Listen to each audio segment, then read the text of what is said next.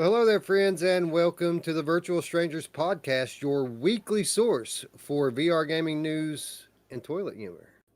I'm your host, Wes. With me, as always, my good friend Roots. Roots, how's the weekend been treating you? Good, good. Who doesn't love toilet humor? Actually, you know what's wet, and this is not toilet humor at all, Wes. I went into Arashi before the show just because I was looking. I wanted to play Astrobot. I wanted to play with a lot of things. I didn't have anything downloaded, so I went to the show account, saw Arashi, knew it was on the thing. I decided to pop in there. I petted the wolf, petted, pet the wolf, and it was pretty cool so far. Yeah, I'm so happy that you finally have access to PlayStation VR. That way, you can try all of the newer generation games.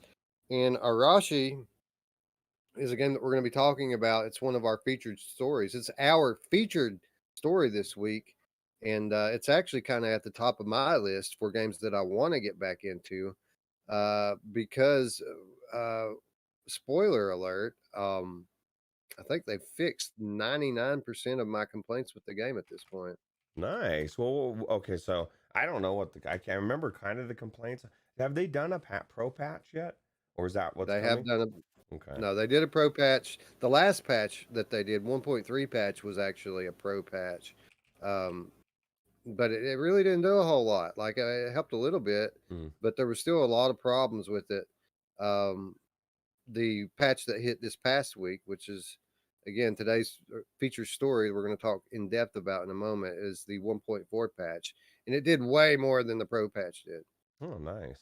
Well, I'll tell you what, I liked everything so far. The only thing I didn't like is and this is beginning. It's beginning tutorial mixed into gameplay. But just going from every area to the node, and then all of a sudden that thing pops up and it wants to explain what you're doing, and most of it I've already figured out. Like it's it's the same control scheme, right? But I did think the climbing was I mean, I was really impressed with the way everything seemed really cool. Even the cutscenes within the smoke, and it was cool. So I'm kind of looking forward to not only going into play it again, but I want to hear what Wes is going to tell us is changed, because I don't know what was changed. I didn't play it the first time. So, Well, we will, in fact, get to that very, very soon. First thing we're going to talk about after headlines. But I can say right now, and I'm sure you'll agree with this, even having just played a little bit of the game, it's a very unique game to VR, right? We don't have anything else in VR quite like that.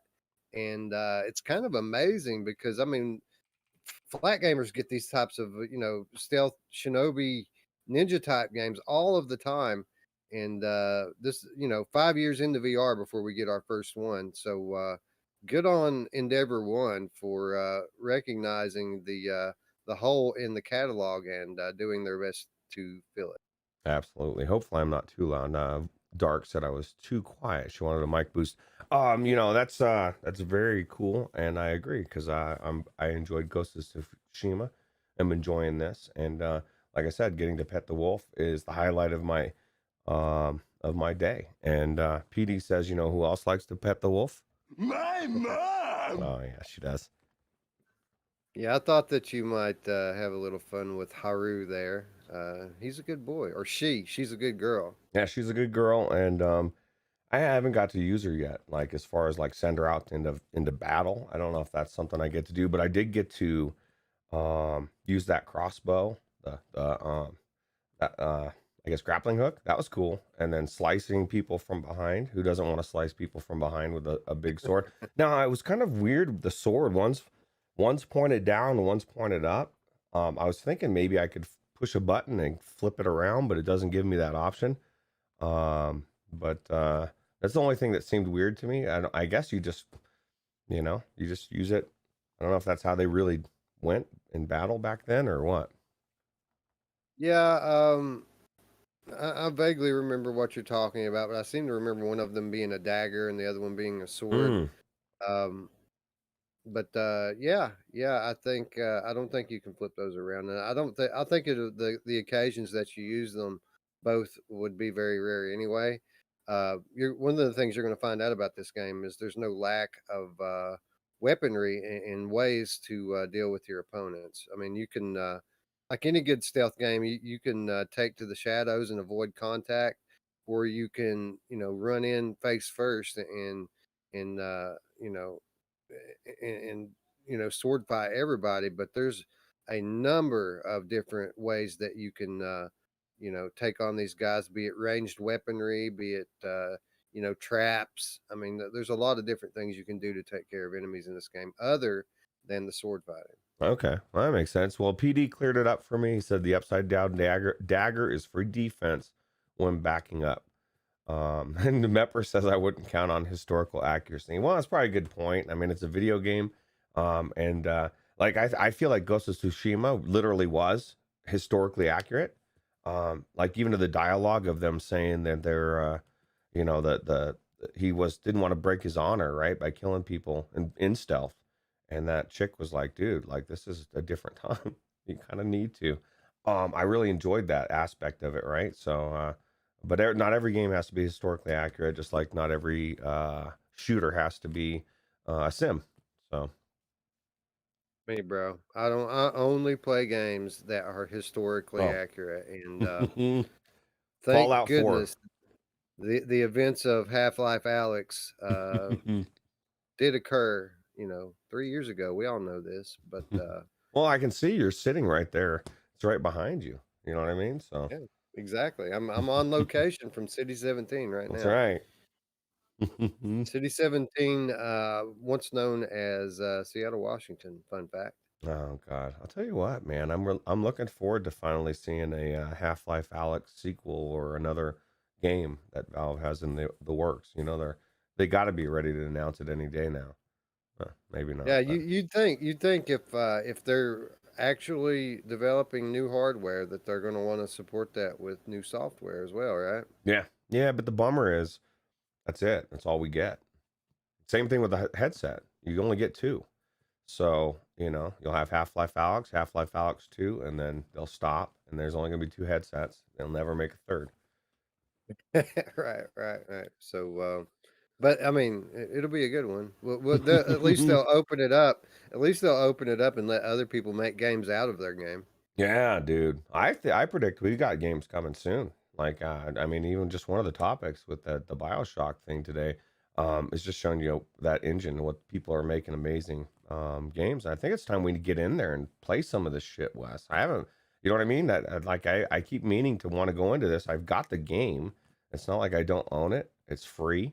There's no reason not to, except for what you were saying in the I guess pseudo money show that I have to post on the patron from last night's game. There's so many games out there to play, even though it's on your mind, you just don't go in there. You just have too much. Right. We have so many things to play, and these Half-Life mods are certainly chief among them. I took a little spell that I went in there and checked a few of them out, but it's been a while at this point. It's been a while.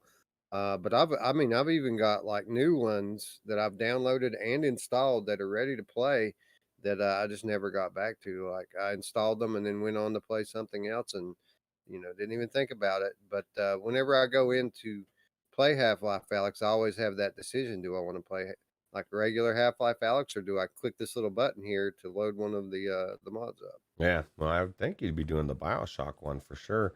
Um, Diz the Game Cat says, so is there an issue with multiplayer on Viveport for Survive 1v3? No. Well, we just all of us, like, well, not Eric, but me and Wes, we both didn't take into account that it's actually needed a big game that needs to download, and the install takes forever. It's the longest install I've ever seen. So we just didn't have time to do it, unfortunately. Yeah, we ran out of time. So for those of you who don't know, we decided early in the week that we were going to cancel free stuff and killer deals this week, which is something we'll probably do off and on going forward because there are other things we'd like to do, and there's only so much time, and free stuff is the most expendable of our three pieces of weekly content. So I would expect that to be more of an off and on thing with regards to Saturdays, but we still plan on giving you content on Saturday, and that was what we planned on doing yesterday. Was doing a 3-player co-op session in some, creepy horror themed game. And forewarned, we felt like would have a little bit of a learning curve, so we decided to go with Survive. And it took that thing. We got a little bit later start than we had planned on, and then we found out after we got started that the thing was like 60 gigabytes to download, and then even after you download it, it takes forever to install it. And we just basically ended up running out of time. So we did a short session in Pop One to check out the Mr. Taz mini gun stock system. Start our analysis of that for a future episode, and we recorded the short session for the Patreons. So you guys be on the lookout for that. It should be available for your viewing pleasure within a couple of days. And while we're on the subject, Roots, let me go ahead and shout out while I'm thinking of it, Robert Starenchak, who is our Yes. newest Patreon supporter. So thank you, Robert, for your support. I can't explain to you how much it means because we've actually lost a few patrons over the last few weeks, and actually over the last few months we've been losing a few. But it seems like when we lose one, we gain one, and that is very much appreciated. The support. It really means a lot. So Yeah. shout out Robert, and thank you for the support. That goes for him and everyone else who supports the channel. Yeah, absolutely. People come in and out of different times in their life where they just can't afford it anymore, and we get that. And then when you can, you can. So yeah, it's understandable.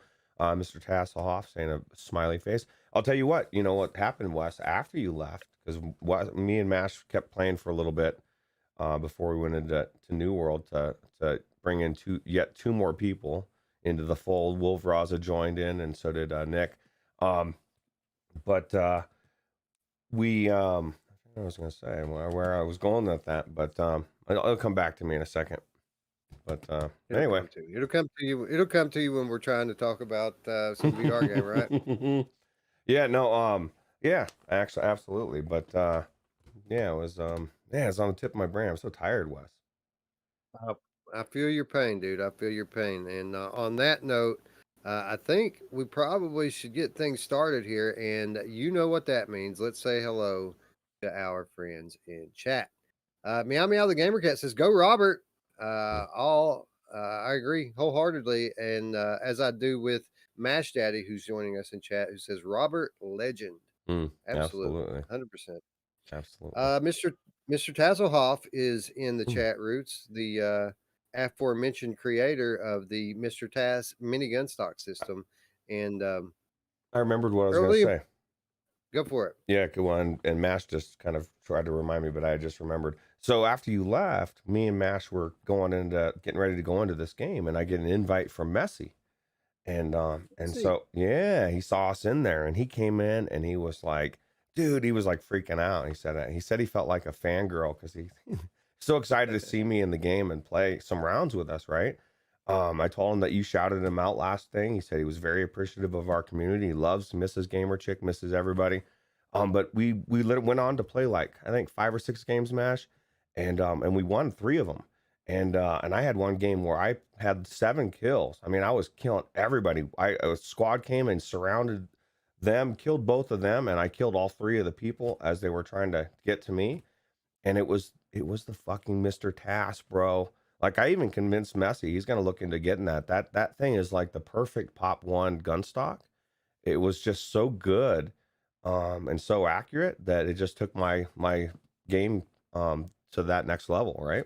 So yeah, it's surprising, man, because to look at the thing in real life, it's just a little magnetic thing that's about this long, and there's no features on it that make it look like a gun or anything like some of these other gun stocks. And you look at it and you think, I mean, how much difference could that make? And I'm not going to sit here and pretend like I became some Superman in Pop One. I have very little experience in there, but I could tell you that it was much easier for me to pick up than the Sandlockie gun stock was, like infinitely. And when you get in the game and you're holding the gun, it feels like you're holding a gun. You don't think about what you're actually holding in real life. And all I can say is now I kind of get it. Now I've seen, ProTube sells something that's very similar to this. It looks almost identical to it, and obviously the Mr. Task model is, a fraction of the price of the ProTube thing. But I said that a long time ago. Like, do people actually buy those and use Mm. those? And now I can see yes, they do, and I can see absolutely why. If you're looking for something to help your in-game stability of two-handed weapons, uh, and you don't want to break your bank, I mean, this is the way to go, man. And furthermore, I look forward to getting back in there and gaining some more experience and actually getting better at these games. Uh, but I'm just as excited to try out that golf club routes. I told you I've Oh been yeah. playing walkabout with the wife, and my only complaint about walkabout is that the controls are one-handed. You play with one controller, and your other hand's just kind of floating around, and you kind of mimic it and pretend like you're holding onto a golf club when you play. Uh, but the Mr. Taz, golf club extension actually is going to take care of that and give you something to hold on to. And who loves it when they have something to hold on to? My Oh mom! yeah, she does. Yeah, no, it's definitely it's definitely good. It's definitely amazing. My biggest thing is aside from um spending more money on ProTube, like I don't know who owns ProTube. I don't know where that money goes. When I buy a Mr. Tass, I know where it goes. It goes to Jason Ward, and he's in the community, and he's a good guy, and he plays New World with us, and he's here now. So like, which one do I want to give money to? Spend less money and it goes to somebody I like and that I know, or spend more money and it goes to the ether? No, I'd rather give it to somebody that's in the community. Ash Daddy come through saying that guest on Thursday night live this week, Mr. Taz. So Nice. Oh yeah, you get I'm to meet sure they'll. Jason on Thursday. Be there, and you can find out all about the Mr. Task gunstock. Yeah, double header on the Oculus Quest 2 community this week, by the way, which is Yeah. linked in the description below. Uh, Taz is going to be on there on Thursday, but they're doing a special episode on Tuesday. What's so special about it, you ask? Well, they normally don't do one on Tuesday, for one, and secondly, I'm going to be on there with Eric, and we're going to be talking about horror games. And we're going to be talking about a lot of other things, including my VR ears, which I just got in the mail Oh God. yesterday. So yeah, it's going to Controversial, be good. from It's what I going to heard. be good times. It really, I'd be interested to hear about that. But yeah, Somebody, no, so tune in. Radio Runt said that he was getting ready to get him. He said he got him, and we said, hey, well, Wes just said he got him. He was raving about him, and he said, oh, that's interesting because he's hearing mixed reviews. That's why he was so psyched to go check him out. He hadn't tried him yet. He said, but he said some people are saying that you know what I mean. They like him, and some people are saying they don't. I said, well, Wes was saying that they're almost better than his G2, if not better. I'm sure by the Thursday you'll know definitively, right? So, or Tuesday. Yeah, that my first impression was that the sound quality was better than G2. Now, a Mm, lot of people might be upset because there is a bit of a setup process, and it mm, isn't the easiest thing in the world to set the things up. It's kind of confusing, actually. But after you figure it out, it's not anymore, right? mm. All of a sudden it clicks, and then Maybe a video and needs then to you be out there, Wes, from Lethal well, Weasel there is VR. one. Oh, Oh, there's a video out there. I didn't. I figured it out without the video, though. I mean, it isn't like rocket science or anything. There's just a little bit to it. You have to take it apart and adjust things with like an Allen wrench and stuff, and mm, you have to get it to that perfect angle and then lock it in. And there's a couple of different parts that you have to set up. But after you get everything together, it feels like part of the headset. It's while it does add weight, it doesn't like affect the balance negatively, and it's just as comfortable, and the sound quality is good. So I don't know what people would be complaining about, but I'm sure how people are, mm. man. They complain about everything. Could be in production because Paradise Decay says that he's hearing some people say there's a rattle in one of the ears. So maybe you got one of the good ones. So I got one of the good ones. Yeah, that's true. That is very possible. But I can tell you, basically uh, what that rattle is they're hearing. They probably have, a defective speaker, a busted speaker Mm, in one of the ears, and that tends to happen when you turn the volume up loud. You'll hear it start to rattle a little bit. But I can tell you definitively, I turned my Quest 2 volume all the way up. I turned my VR ears volume all the way up. No rattle in mine whatsoever. mm, It's crystal clear. nice. Well, now I'm intrigued myself. So yeah, I guess a long story short, Tuesday, be there. I'm kind of glad that there's doing that. You're not doing a Thursday one because like he does his normal Thursday, and there's a lot of stuff they cover. But because they're doing the Tuesday one, it gets to be all about what you guys have going on in that conversation, all about Wes, finding out more about Wes. Mash has a lot of good questions on what got him into VR. I guarantee, well, just by the fact that Mash is doing the interview and Wes is being interviewed, it's going to be a really good interview. You definitely need to be there. Percent. Again, the Quest 2 community linked in the description down below. Join us if you're not too afraid of Facebook. Onakazi says his VR ears are not. I didn't know why he said he had to run out and check the mailbox, but they're not there yet. He's bummed out. Onakazi, and I'm sure you probably already know this, but check your email from Pledge Box. When they ship, they send you a tracking number, and they say it's from some weird Box C logistics or whatever, some weird foreign courier, but the tracking number is actually USPS tracking number, so Oh, you can track it through the postal service. oh, nice. Okay, cool. Anyway, Endeavor One joining the chat. Welcome and thanks for stopping by. Paradise Decay is in the chat as well, as is Delirium Drew. Drew says Sunday Fun Day. What's everyone's new VR fix at the moment? Song in the Smoke. Everyone's raving about Song in the Smoke Roots. I'm looking forward to Wednesday getting here so we can give our 2 cents on that one. Yeah, absolutely. Actually, that's one of the thing Dave Station was raving about as well. And I was playing with him is that game in particular.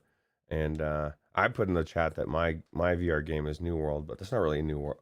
That's my flat game, I guess. I don't really have a game. Shadowgate is probably the game that I've been most wowed with. But that I can talk about. Shadowgate, very good Quest exclusive game, and that's what we spoke about this past Wednesday. So be sure to check that out if you haven't already. Yep. Radio Tour joins the chat. What's up? Dark Angel says smoke in the bong. Absolutely, Yeah. Colorado time in that one, huh? Yeah. Meow Meow the Gamer Cat joining us as well. Decepticon says he started playing Kobold, and it's not bad. No, it isn't bad actually. For Frank bought me Cobalt a year or two ago, and I Mm, played through it, and it was pretty good. nice. So definitely a recommend. It's awesome. Endeavor One says that they're going back and replaying Resident Evil 7, their Halloween tradition. You're going to be doing RE7 stream on the channel here at some point, aren't you? Yeah, yeah. Actually, it was gonna be Eric, and then I was telling him, I said, you know what? I mean, horror game wise, I said I'm probably just gonna stream Iron Man or something because I said I'm just not feeling anything else horror wise besides RE7. And Eric was like, well, dude, you need to do it then. He's like, you know what I mean? I'll stream something else. I've got other games I wouldn't mind streaming because it really that's how I felt about it. I was like, I just didn't feel like I wanted to stream any other horror games. I don't even really want to play any other horror games mostly. Maybe Rush of Blood. But you just streamed that, so I wasn't going to stream that. So yeah, so I'm definitely going to be going in there. So if you want to see Roots freak out about RE7 again, Jack, I guarantee he's still going to freak me out. I still can't believe that chick like cut my hand off, and I mean it's just crazy, Wes. Some craziness. Yeah. If you like watching people stream horror games that react to them, then you're going to dig Roots playing RE7 because he certainly reacts like my daughter still talks about your old like RE7 video where you were freaking out about it. Like, I'm gonna try she to do thinks it it's with hilarious. less language this time. Not, that's why I took it down off my channel because my mouth was like spewing things that Jack elicits fear and profanity and Roots that nobody else does. So Everyone says RE7's the goat, and I got to agree with that. I love that game. above all others. Yeah, but you know what All others. is really the go, or that the coolest thing is like how Wes is approaching it. Said, man, everybody's doing RE7, and you've streamed it before. He wants to do the shit that nobody else is doing. Trendsetter is what I like to call it. Thank you, sir. That's well, I mean, that's kind of the approach, and it's kind of the reason why we haven't done a Song of the Smoke video yet.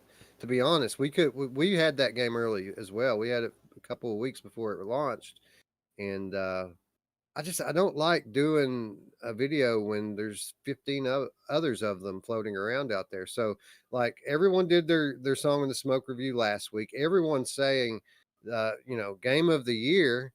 I think maybe they might want to pump their brakes a little bit, but I don't know. We'll see. Um, but now that everyone's seen that, and we're giving it a little bit of time to breathe, they're going to be anxious come Wednesday to hear what we think about it. Mm. Do we agree? Do we disagree? Honestly, the jury's still out on that one. I have not finished the game. I haven't played that deep into it yet. So you'll have to tune in on Wednesday to find out. But I was a little bit surprised, Roots, to see just how overwhelmingly positive the reviews are of this one. Yeah, yeah, absolutely. Well, and this is something that even Dave Station was saying.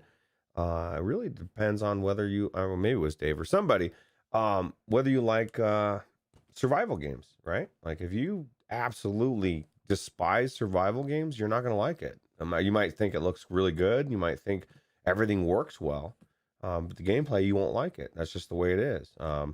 But maybe it'll be the survival game that exception. That happens sometimes too, right? You hate survival games, but it's so good that it's. I'm just kind of curious to hear what your thoughts are on it when we talk about it, and I'm excited to talk about it as well. Well, really quickly, an early impression of it, and I'm not going to get off on a big tangent here, but it is better than your typical VR survival game, and I think there's two reasons for that. One, it's such a unique interface, Mm. right? It's a unique art style. It's a unique interface. Something that is something we haven't seen from other survival games in the space. Secondly, and I think most importantly, this is a survival game that was built from the ground up with VR in mind. The other big survival games, in VR, uh, were flat games that got ported over to VR. They were designed as a flat game, and now there's a version that lets you be in it. And yeah, they've gotten progressively better with updates, but this is really the one big survival game that was built with VR in mind and has tons of VR interaction with it. It's way more immersive than any of the other survival games I've played. So I can see why VR enthusiasts are excited about this game. Yeah, especially on PlayStation VR, that because there's not many games like it, right? You can't play the Forest VR in VR or Forest in VR on PlayStation, right? Right. Yeah. Well, not yet. Well, that's one that's been rumored for a long time. And Forest itself is on PlayStation. You just can't play it in VR. So yeah, maybe one day that will come. But I would imagine at this point they might as well just cut their losses and forget about it. Like no one's going to like the Forest now after unless there is that co-op component to the Forest, which is cool. Yeah, that's true. That's true. But would it have all the same components? I mean, I guess on PlayStation it would. If it was Quest, we might question it, right? So. Anyway, Boy Brown joining us, as is Traveling Man 3775, who says, "Can't wait to play Norman Greenbaum's Spirit in the Sky." Love that tune. Yeah, that's a classic for sure. Space Denison is in the chat, as is Decepticon. Oh, yeah. What's up, Decepticon? Onikazi is in the house. See, now we've gotten on so many side tangents since I started You greeting the forgot chat. who it was. I lost my spot. Cat is in the house. Let's see here. Anyway, I think we're just going to move on and say hello to everyone in the chat. Thanks for stopping by. EV Man versus Gas and Diz, the Game Cat, both in the house. What's up? Mepper says he's playing Blair Witch. So Ooh, wow. awesome. That's a great one. Hang in there. That one continues to get better the entire time you play it, and by the time you get to the end of the game, it's sheer insanity. It's crazy. Berbercat says if the forest was on PSVR, my eyes would never see daylight again. Understandable. That is a rather involved game, isn't it? Yeah, absolutely. And Wolf Raza says, "Oops, he's here. He's late. He was up late. We got him after a long trek. We got him into the right area for New World last night, and he joined us, and we're leveling him up. It's cool. It's fun. We're getting a lot of actually pretty good company is what they call the guilds there. All of Virtual Stranger. It's called the Virtual Strangers, and it's cool. Yeah. So welcome, Wolveraza. PD in the chat says to Endeavor One that they should not forget to rewatch the start of the show because we talked a bit about Arashi. And while that is true, Endeavor One, Arashi is actually our featured story this week. So just stay tuned, and I'm sure we'll repeat everything we've already said at the top of the show. Mm-hmm. But with that said, we need to get to the week's headlines first. And we're going to kick it off this week with a headline from HTC. HTC likely announcing a new standalone Vive headset next week. Now, I read this headline and I immediately discounted it. I said, there's no way. Because we all saw the little container. There's no way that a full fledged VR headset would fit in that little thing. So I immediately discounted this headline. But then I read through it a little bit, and the article itself is about FCC filings and how they're very similar to previous FCC filings from HTC with their earlier VR headsets, which is interesting when taken by itself. But when you take it into conjunction to what I just read today on Twitter from Alvin Wang Graylan, the head of HTC Vive, it certainly seems like we might actually be seeing a new headset launch. And what I'm referring to, Eric for President put a tweet out that was showing how far VR has come from 2015 to 2020. And the 2015 picture was a picture of Google Cardboard, and the 2020 picture was like a Valve Index or something,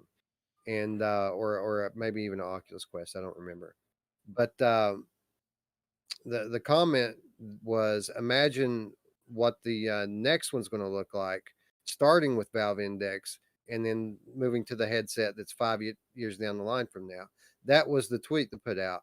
Alvin Wayne Graylan replied to that tweet and says you might want to update that in about a week or so. So that tells me that this might actually be a VR headset. And Roots, just because there's this little container thing doesn't necessarily mean that the headset goes in that. That could be a processing unit, right? Oh. And HTC alluded to it at the CES show back in January that they thought that this year was going to be the year of the all-in-two headset, where last year was the year of the all-in-one headset, that this year might be the year of the all-in-two headset, which implies that we might see a VR headset with processing off board in some secondary device. And Roots, it looks like your puck may finally be hitting the market this month. Wow. Yeah, call me intrigued. You know, it's funny because my speculation is okay, so what are we going to be saying in a week or 2 weeks when we talk about it, of how it's not what we're wanting? Because that's what the history's shown me is like we get a little bit of hype. I guess so. I'm really not going to have any expectations of this. It would be cool if HTC finally nailed it and came out with a product that was really good. It's only benefits all of us, right, to have another good headset out there. I'm not betting any money on it, but I mean, obviously there's a lot of people in that company that know what they're doing. So it's very possible that they finally, their problem is their vision isn't, you know what I mean? Like this, they need to, maybe they've cleared out and they've got the right vision and they're finally making the headset we need. So I don't know. We'll see. There's been a lot of changes at the company over the last couple of years, so I am hopeful that they're eventually going to get it right. And I'm also hopeful with regards to this particular product. I'm not going to, fool myself into believing that they're going to release a package that's affordable for the average VR consumer. But where this is a two-piece set, I am slightly hopeful that those who don't need the secondary processing unit that want to just purchase the headset alone and use it with their PC, that might be affordable. So you might have maybe a bit of an overpriced set, Hmm. but the headset itself actually being affordable. That's just pure speculation and hope on my part. Again, even if it is affordable, they will have to have an effective tracking solution as well. Hmm. So a lot of ifs going into the next week, but we're not going to have to wait very long to find out. Yeah, absolutely. Right around the corner, right? Absolutely, and it would be nice if any kind of competition would step up for Facebook, just because competition is good for the consumer above all. So, best of luck to HTC. Hopefully, they'll be the ones that bring it. Yeah. Uh, Speaking of Oculus Quest, don't install Windows 11 yet if you use Oculus AirLink. So apparently, Roots, for the people who AirLink actually works for, uh, if you install Windows 11, it could break it. So PSA out there for all of the strangers catching the episode this week: Mm. don't do it, man. Well, I'll tell you what, man. We need to figure out why your Airlink's not working because it works so well for me. The only thing that doesn't work well is I got to go into when I open up the software, I've got to go into Oculus PC hardware or software and click on in the beta to Airlink, and then I can access it. So there's times I get in the headset and I'm ready to link, and it's like, oh, you're not. Oh shit, I got to go turn that on. Other than that, they need to get past that, but I don't know. I wonder what your problem is with linking it up. My problem is I haven't troubleshooted it at Oh. all. My problem is I don't care. Hmm. When I play PCVR, I play my G2 normally, Mm. and if I want to do wireless with my Quest, I mean, I can do virtual desktop like that, and it works great. So I mean, I really don't care enough to put any kind of my precious time into it. Yeah, it could be a superior experience, but I mean, virtual desktop does work really well as well.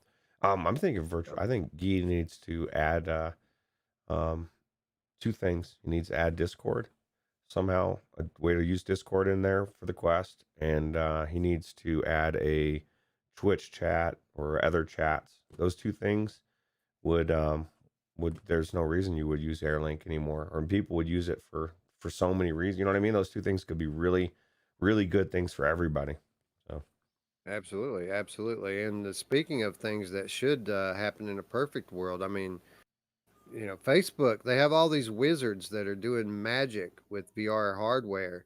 But for some reason, they can't have like wired link and air link work at the same time. Why can't you just pick one from the menu, like wired link, air link inside the Quest, and that's it? Why do you have to go into the beta thing and mm. flip the thing once a day?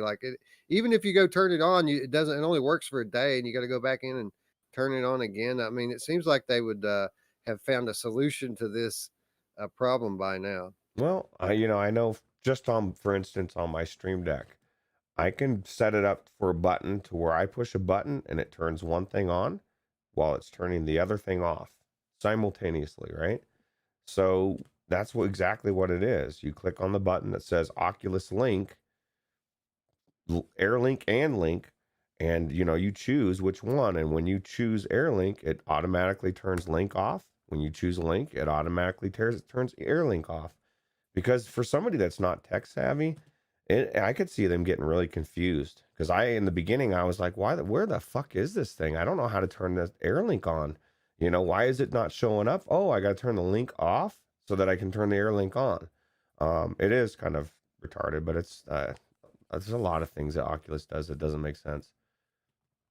Yeah, speaking of which, headline: Oculus Quest becomes a paperweight as Facebook is down. Mm. So, for those of you who've been following the news, Facebook's been all over it. And interestingly, apparently, an internal whistleblower at Facebook set to testify before Congress.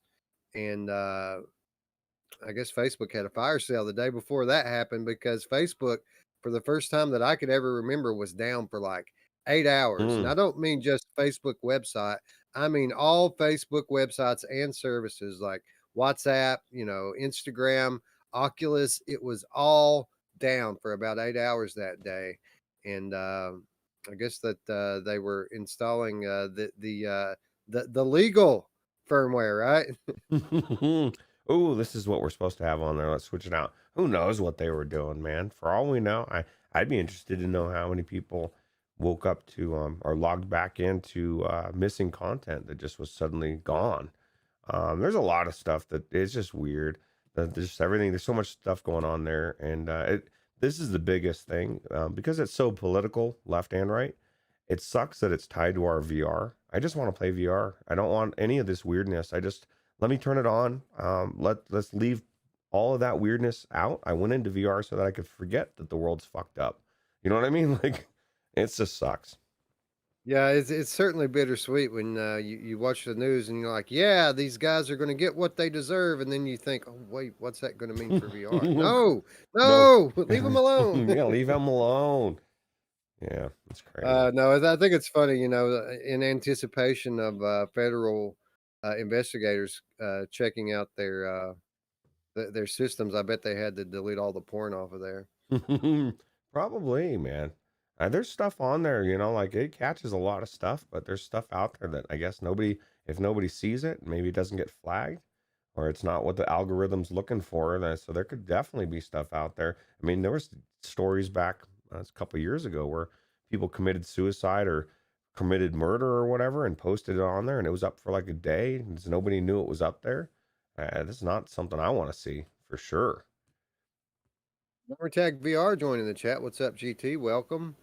Um, a couple things I want to point out about this headline because everyone ran with this headline this week. This Oculus Quest becomes a paperweight headline. You read it everywhere, but it wasn't true. Like, sure, it caused a lot of issues with being able to access your Oculus Quest library, unless you turn the Wi-Fi off. And when you turn the Wi-Fi off, it goes into offline mode and everything works fine, except for games that depend on the online component. But the 90% of my library was still accessible during this. It was not a paperweight. So there's that. And the other thing I'd like to point out is, we've often spoken of the dangers of an all digital future and the end of physical copies of games. And this specific event just kind of highlights what we've kind of said in the past that sometimes it's nice to have that physical copy to lean back on, right? Yeah, absolutely. Well, this is the thing too, Wes. A lot of people, and if it's you out there, um, I apologize, but it is directed at everybody that has this stance. I hear it all the time. I only need 64 gigs, or I only need this amount. Why I can re-download the games. I'll just get rid of what I want and I'll re-download it. Well, for that day, and nobody's freaked out more than Technoglitch, in the Discord, you couldn't access those games. And maybe you had your favorite game you were ready to go play, and now you were ready to switch it out and download, but you can't. Well, guess who didn't have to do that? Mr. 256 West, because he has every game that he owns is on that thing because there's so much space. And there's nothing wrong with going that. If I always say if that $100 difference is the entry point of getting you into VR, then absolutely get the one ISIS 128 now. You don't want to keep yourself out of VR just for the principle of having more space, but don't argue with me that space doesn't matter, because it matters in a lot of ways, and this is one of them. So, well, hopefully the introduction into the market of the Valve standalone, which will be modular and allow for upgrading, hopefully that will force future iterations of the Facebook headsets to allow for expandable storage. I mean, it has a friggin' USB-C port on it. There's no reason why you shouldn't be able to use expandable storage on there, other than I guess they probably want to mitigate piracy opportunities. But I mean, people are getting around that anyway through side loading. So yeah, hopefully again, competition will be good in this aspect for the consumer as well. absolutely. Dark says she heard Larcenauts ran all day during the outage, and it's kind of funny to her. which is kind of ironic. But that's the beauty of independent servers, right? Their servers are Right. still up. They must not be tied to Oculus, so people Well, could they have still access it, right? Larson Knots is it's cross-platform, isn't it? Yeah, I mean, is that on Steam? It is on Steam, isn't it? I'm pretty sure. Well, also because it's cross-platform, cross-play or whatever, it has to be their own independent server, which costs more. But this is why it's good. You're not, if Oculus has a problem, you're not tied to it. You can still operate, which is cool. I would I'm gonna never have go. even thought that it would still operate, right? I'm gonna go ahead and verify whether or not that's on Steam, so I can avoid the comments Ooh, later that it is not on Steam. You dipshit. No, it is on Steam. It is okay, on Steam. So, all right. yeah. I gotta watch what I say here, man. These people, they make me pay for it if I slip up at all. So Just holding the feet to the fire, right? It's yeah, because you're so accurate, Wes, that they're like always skimming. They're looking for a reason, man. Like I'm gonna that's get right. Wes, bro. Gamertag said that he made the Shadowgate video during the outage. So I mean, Nice. that's interesting. And I was playing. This kind of ties in. When I went back in the Shadowgate before our show on Wednesday, I had to stop playing because my son came in here and he wanted to play Rush of Blood.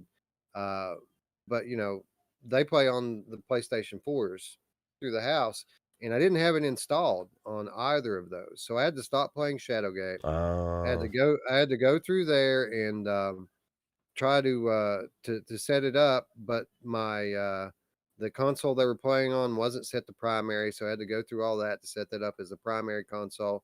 Start downloading the thing, and it's going to take an hour. After I finally get it so that I can download it, I start downloading it, and it's going to take an hour to download and install.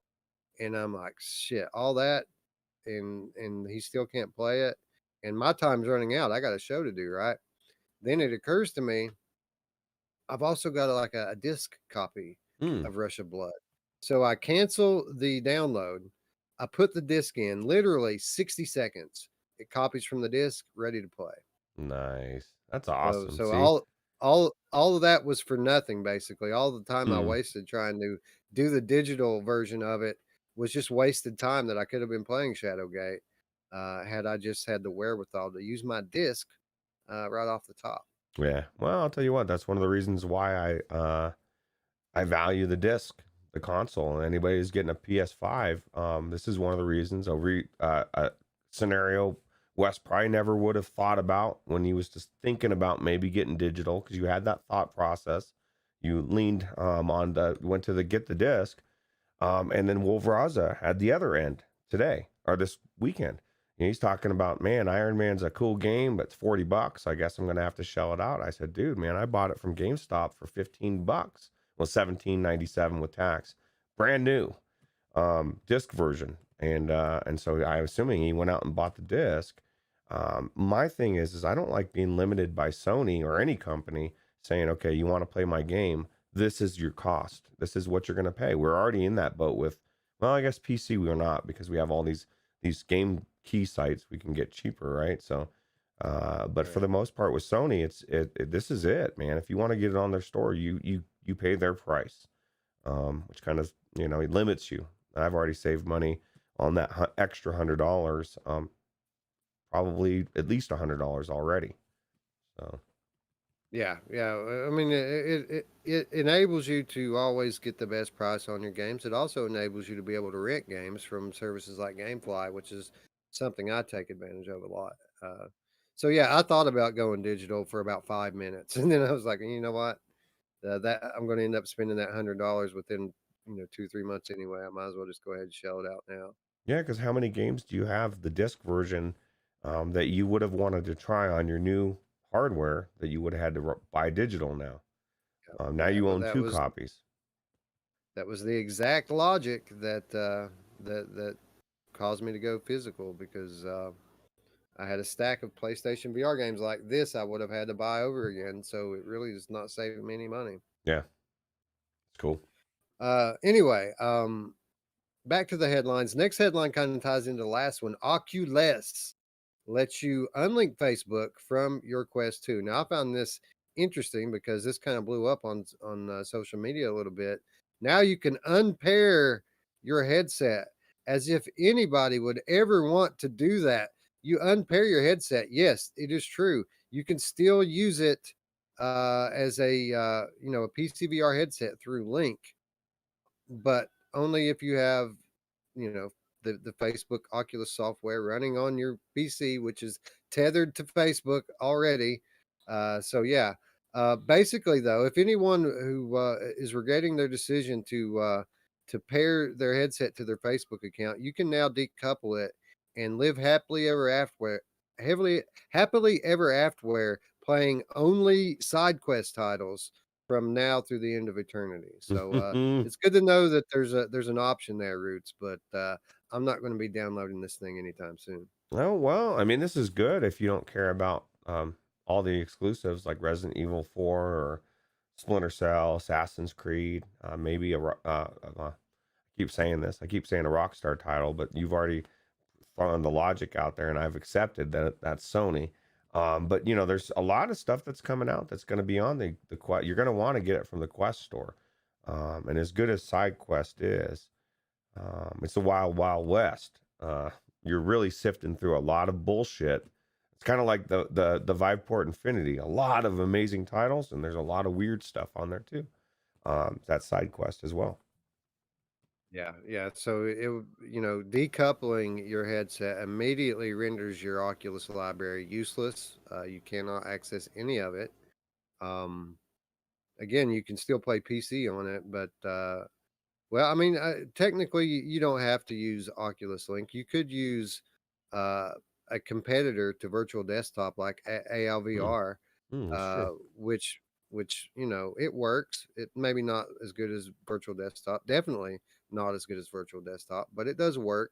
So I'm sure there is a small percentage of the player base out there who's going to appreciate this thing.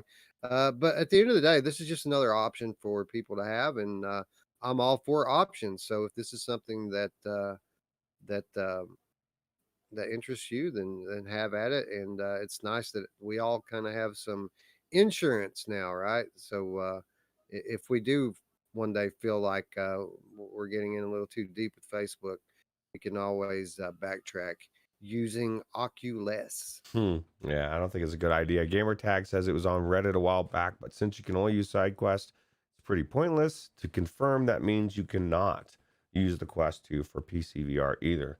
Talk about a brick. You've got a side quest headset.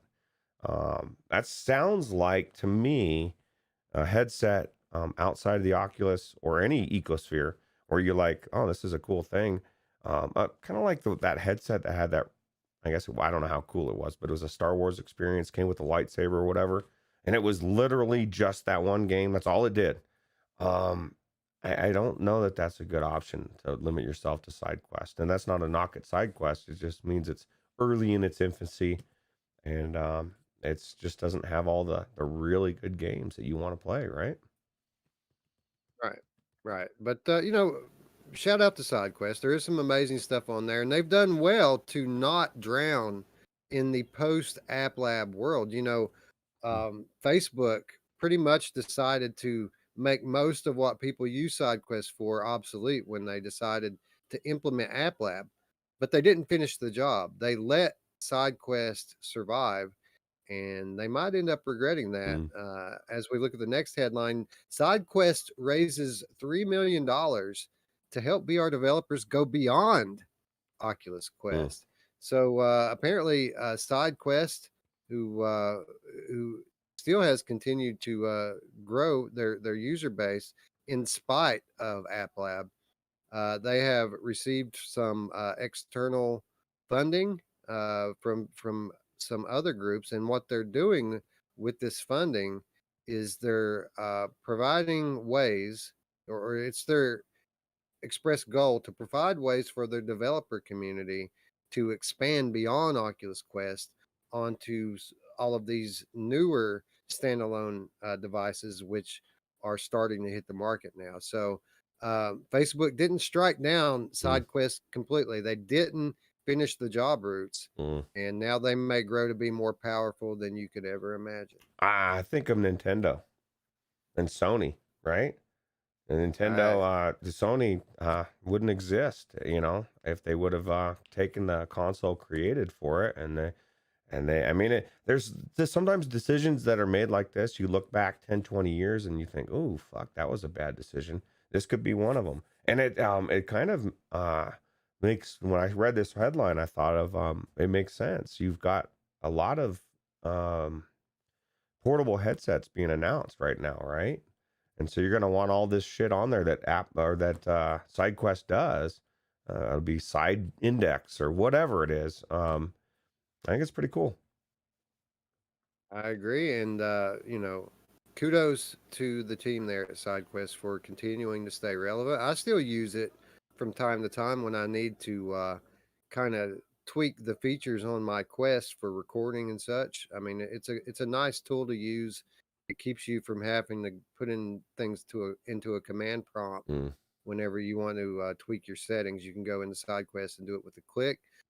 They recently, well, I guess relatively recently, introduced an Android app that allows people to sideload onto their Quest without having a PC. That's mm, awesome. Something that they should lean into. I think that SideQuest should develop an App Lab uh, application that allows people to do the stuff from inside the headset, and I think that would be amazing for them and their service if they could streamline the process so that people don't even make it so that anyone can do it from inside the headset. That would be amazing. yeah, I'm surprised Oculus hasn't already taken away. Like, they should give us options to where I should be able to tweak my settings myself in the headset. Shouldn't have to go to an outside source. Endeavor One has a good question. What are they going to do with the Capital specifically? Fund port titles? Question mark. Um, I do not know the article that I'm referring to here. Let me click through on it. And by the way, patrons, these articles are all linked in your show notes. This is an Upload VR article, so I'm not sure exactly how they specifically plan to use the money. I just know that that's kind of the gist of hmm, what they're wanting to do. So, okay, cool. but you can read on Upload VR. It's an exclusive story on Upload. Headline: Side Quest raises 3 million to help VR developers go beyond Oculus Quest. Cool. There you go. Speaking of which, SideQuest not the only group throwing around a little bit of money. Facebook, known to do so from time to time, and here we see that Facebook is offering up $10 million Ooh. to draw creators to its social virtual world. Mm, We mentioned that Facebook's been in the news a lot lately, and not always positive. And nothing more telling regarding that than the fact that they have rebranded Facebook Horizon to get rid of the Facebook part of that. And now they're calling it Horizon Worlds. And, recently when we were talking about Stageverse, we were speculating that Horizon's never going to be able to touch Rick Room. It's just never going to be able to catch up at this point with what Rick Room's doing unless they put a shit ton of money into it or just buy Rick Room and fold it in to Horizon. So it seems like the geniuses at Facebook are beginning to realize this themselves, and they're putting their money where their mouth is. $10 million out there over the next few years on the table for creators to come into mm, worlds and create stuff that people want to see. And very soon they're going to start periodic competitions where people can earn their share of a $10,000 prize pool. And they're just going to keep doing these same kind of competitions and events until they have a rich ecosystem built up within what is now Horizon Worlds. yeah. Well, that's good. At least they're working on it. Onakazi says to draw people to Horizon, they need to allow people to use it without an invite. That might help. But I'll tell you what, Yeah. I've been in there with an invite, and it ain't something you want to go into yet. So I'm seeing this. They're $10 million. They're inviting people in. People were talking about this thing like it was ready to come out last year, and I went into it a few months ago, and it was horrible. It was boring. There was nothing in there. So this to me tells me we're a couple years away from it being even close to the vision that they want it to be. But it is cool that they're working on it, right? Yeah, they should just buy a Rec Room already. Like, I mean, I don't mean to throw that out there. People are going, no, leave Rec Room alone. I'm just saying, if I were them, that's what I would do. I would just buy a Rec Room and fold it in. I would update the Rec Room software to obviously run a little bit better and have a More little bit servers, better maybe. looking, yeah, a little bit better looking graphics the way Mm, that Worlds has, and but they're going to do it. They're going to do it themselves, and I don't doubt that it will eventually be good. Like, they're going to pump money into it until it's good. That's what they always mm, do, and I have no doubt that in 3 years this is going to be something that people want to participate in. yeah. So it's good to see them finally getting it underway 2 years into the experiment. Yeah, Rec Room would be, like you said, to me, it's a no-brainer acquisition. It's like Wii Sports on crack, right? Like it's like you would imagine Sony would love to have it. Any company really, right? It's definitely very successful. So Lamplighter joining the chat. What's up, brother? Thanks for joining the party. yeah, he's also in the New Uh, World group. Everybody's in Ray there. Delacour says if Facebook bought Rec Room, then Rec Room would suck balls. Yeah, that's true. People will stop going there out of protest. I'm never going to Rec Room again. So That's true. I'm just saying, they're what they're trying to build here in Worlds is eerily similar to Rec Room, and Rec Room's got all those years of a head start. Now, again, they don't have this same kind of bankroll, but they're doing all right, man. They're on every platform, so like literally every platform. that's true. So they're doing okay. They're not going to be overtaken easily. No, no. As a matter of fact, the people that own Rec Room are like, "Fuck, no, we're not going with Facebook." Um, unless it was like $500 million or some insane amount of money. It wouldn't surprise me, man. When you see, next VR going for like ungodly amounts of money, and all these other VR startups you've never heard of going for hundreds of millions of dollars. Yeah, I'd say Rec Room's probably worth a lot, Yeah, honestly. Headline.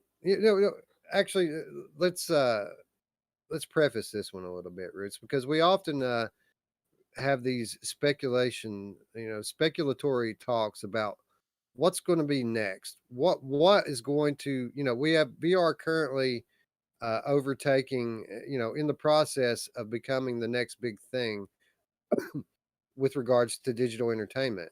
And we can all kind of see a day where the flat panel screen becomes a secondary thing and XR devices become the primary means of interface. But we often, for fun, speculate on what the next thing might be that takes over VR. What's going to sound the swan song for VR one day? And we either say that it's going to be BCIs, brain computer interface, could be next. Or the other thing that might possibly do it uh, would be holograms. But again, holograms way down the road. If that's even possible, it would be something decades from now, right? Wrong. Headline: Lightfield Lab unveils modular holographic video wall. hmm, So this is a thing that uses multiple panel style devices which interact with one another in some sort of magical way and put a 3D image right out in the air, right in front of your face, Roots. This is a working hologram mm, today. that's Today. that's crazy. Well, goodbye television. Hello hologram TV or whatever you call it. That's crazy. It's almost Back to the Future too, right? When they that the way that their TV Exactly. was. That's Whenever I read one of these hologram stories, it's the first thing that always pops in my head is the Jaws coming at Marty, right? Well, we're, yeah, we're getting there, man. Like we've seen, uh, there's been a lot of advancement in this field over the last few years, and we have seen some consumer devices that produces some very good results with regards to 3D 3D displays. But typically, I mean, they're not really, full-fledged holograms, but something that kind of is a volumetric item instead of a flat panel, that you can peer inside of and see a three-dimensional object. This is just a flat out. I mean, it's an illusion, but it's a very effective one. Mm. And there are other technologies that are legit holograms that you know still a lot of research to be done on them, but they're getting there. We will, if the world doesn't blow up in the next 2 or 3 decades, we're going to see active holograms just like in the sci-fi movies. And I think it's cool, man. This is something that could potentially keep me out of VR for a little while if this becomes something that's you know prevalent in the market and affordable and accessible. I think holograms would be cool as shit. Yeah, I was just thinking this would be the future of flat gaming, right? Which technically wouldn't be flat anymore. It would be weird. It'd be because the whole thing is we want to play Vorpax to get these games into 3D, right? In a three-dimensional flat game version. I think this would be better than that. And you don't have a headset on, and you could be sitting there playing the game, and your wife would be seeing the same vision you're seeing, right? You're playing Returnal on a hologram. I don't even know how cool this could be, or just in general, right? Movies, whatever. Maybe you add AR glasses to add another layer effect to it.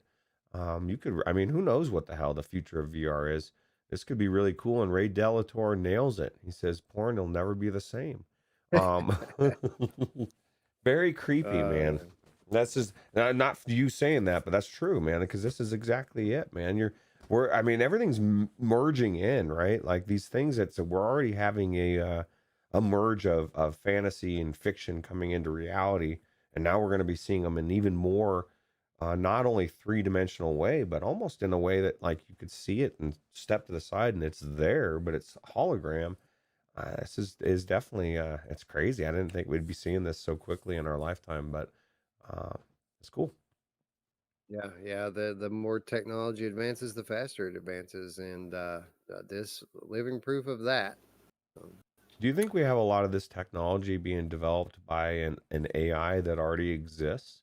Because that's the thing is this AI, once it gets going, it's going to be so much significantly more intelligent than us and be able to figure a lot of logistics out that might take us 100 years. It'd take it a week, or even less, and we'll start seeing I mean, things that even scientists today are going to be like, I don't know how the fuck that works. You know what I mean? That's crazy to me. You know what I mean? To think that something might be designing something that even the smartest people in the world don't even really understand it. That is an insane time we live in, but super cool and super freaky.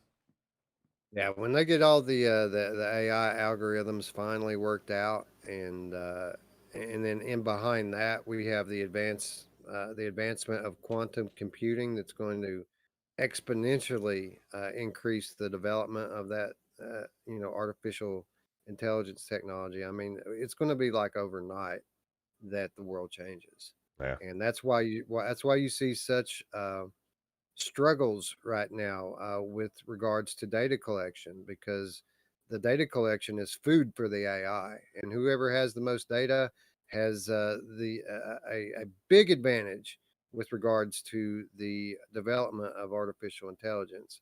So yeah, interesting times ahead, friends, Yeah. to say the least.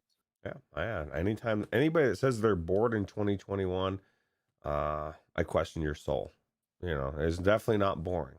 There's good excitement and bad excitement in life, and this is super exciting time in life, right? For sure, good and bad. Yep. Anyway, enough of the fantastical hardware talk. Let's hit a few uh, let's hit a few gaming headlines, and this next one's probably my favorite headline of the year. Roots, I love this story. Panzer Dragoon VR cancellation confusion after death report. So you guys who are you guys who are console old school console gamers might remember within the last year or two we had a Panzer Dragoon VR game announced to be coming at some future date. Well, it was announced this past week that the project had been canceled due to the death of the project's head, and I don't know the guy's name. It's some guy over in Asia that I've never heard of. But apparently, this guy was dead, and therefore this project was also dead as well. Only the next day, people took to social media to say, "Wait a minute, that guy's not dead. We just went over there to that company, and he's very not dead." So now it's all kind of up in the air. Is the project canceled? Mm, Is it not? Is the guy dead? that's what I'm Is he wondering. not? Nobody knows if Panzer Dragoon is dead, and nobody really knows if this guy's dead. So confusion to say Mm. the least. But this is a crazy story, Roots. It is crazy. Well, imagine the scenario where the guy dies and you announce it and everybody freaks out and they like this whole thing gets spun to where this whole project is dead and you know I mean you're scrambling to no, he's not dead, you know, like he's still here. You know, weekend at Bernie's, let's just get the game out still, you know. I don't know. It's a weird, it's very I'm confused as well, but maybe I mean, I'd like to see the guy come forward, but why would it just die if he's dead? I mean, is he the only one that could do any of it? Like, you know what I mean? I It's don't kind know. of scary to think about too. Why are you putting all your eggs in one basket? If one guy dies and the whole project is dead, unless he's like the lead, like I guess just has all the artistic stuff for it, right? I don't know. Maybe this guy got sideways with the Japanese mafia, or maybe the Chinese Communist Party or something, and some very powerful people maybe Yeah. marked this guy and his company for death. But then the state-run media, we had this kind of Tower 7 situation where they ran the story a little early, and the guy saw it and got the hell out of Dodge. Maybe we got something like that going on. Maybe he was. They weren't supposed to run this story for until the next day, and maybe they tipped the Fuck. guy off, Yeah, and right? then he's like, shit, man, he's in hiding. Meow Meow, the gamer cat says they saved his brain in a robot body. He's fine. It's actually a jar. It's like Steve Martin. His brain is in a jar and he's good to go. We just got now they're just gonna have to like every once in a while go in there and pick his brain literally, for some of these ideas to make the game still work. They found out Gaben already had uploaded his consciousness into the Valve servers. Gaben's going, man. He's already trying to find a way to get into that matrix. Can you blame him? I mean, his cholesterol has to be 10,000 at this point, right? Yeah. Yeah, you know who needs a body when you can go into the matrix, right? Right. Headline: Physics-based combat sim Swordsman coming to Oculus Quest next year. So I got to give it up, Roots. I got to give credit where credit is due, and say that I'm sure anyone who's followed our channel for any kind of time knows that there has been a complete blackout on coverage of Swordsman on our channel. I've never covered this game. Basically, I didn't have much faith in this studio. This studio has had some prior releases which were janky crap, and I didn't think they could do it. And I stand corrected. This is a physics based combat game that many people claim is much better than games like Gorn and and even Blade and Sorcery. Some people like this game better than Blade and Sorcery because there's more structure to it. And I just didn't believe they had it in them. Such a vast departure from their earlier work that I mean, it's incredible how much their studio has improved in terms of capability. So the blackout's over, man. We're going to start reporting on Swordsman, Mm. and the first story, this one right here, coming to Oculus Quest. This is a physics-based game, Roots. They've got the well, I was about to say they got the green light to bring it to Quest, but that's not exactly true. This is going to be an App Lab title. Mm. Um, but still, the fact that these guys are even going to try this type of physics-based game on standalone hardware, commendable, and I'm not going to doubt them anymore, man. They've come a long way in a short time, and I expect them to continue to do so. So, shout out to Sin Studio, and my apologies on not giving you guys credit where it has been due earlier. people have known about this game being awesome for a while, Roots, and I've just been stubborn about it. Ray Delator nails it. He says, I appreciate the physics in these games in VR, but just give me a good story to go through it in VR. And that's where we're at. The blade and sorceries of the world, even Boneworks were, they were stepping stones. They were amazing to get us to know that they could be done. But they're tech demos to some extent, or have been in the past. And that's just not something that, I think all of us veterans at this point, VR veterans, it's not, everything's not sparkly anymore. It's not glimmering. We need the depth, we need the gameplay, we need the story, in addition to the amazing physics and all that, because that needs to be there. I'm starting to get where games where my hand goes through stuff and I'm like, and it is what it is. Eventually your hand will never go through something that'll be like, shit, man, you did that, the biggest no in VR, but we're not quite there yet. But yeah, so I'm really glad that this is coming to Quest, because they do have more structure, and I believe they are going to have a story and something more, and it could be something special, right? So Right. Well, they don't have a story at this point, but what they do have that these other games, like Blade and Sorcery don't, is it does have like a progression. This is not a sandbox. This is a wave based game with boss fights. Like there's no story, but that's like the one thing it's missing is a story. Like everything else is here, mm, and apparently it's very polished combat. And again, wave based enemies coming in, a lot of different ways that you can fight in this game, and then there's bosses as well. So this game succeeds in ways that Blade and Sorcery fails. But I find it interesting, Roots, when we talk about Blade and Sorcery, how they finally, after all of these years, Blade and Sorcery finally announces, well, maybe we're going to start working on, levels that you can work your way through and give you something to do other than just a combat sandbox.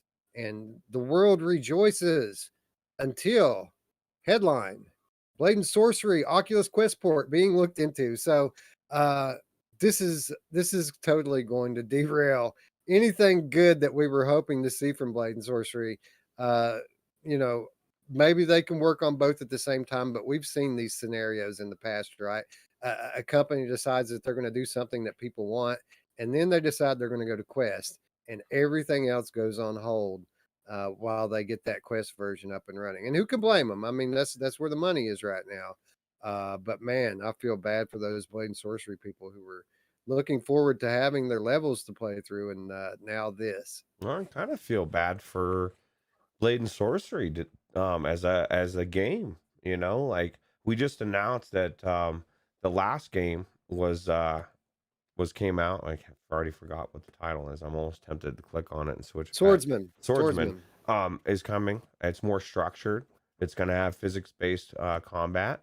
Has a potential to be the new hyped game.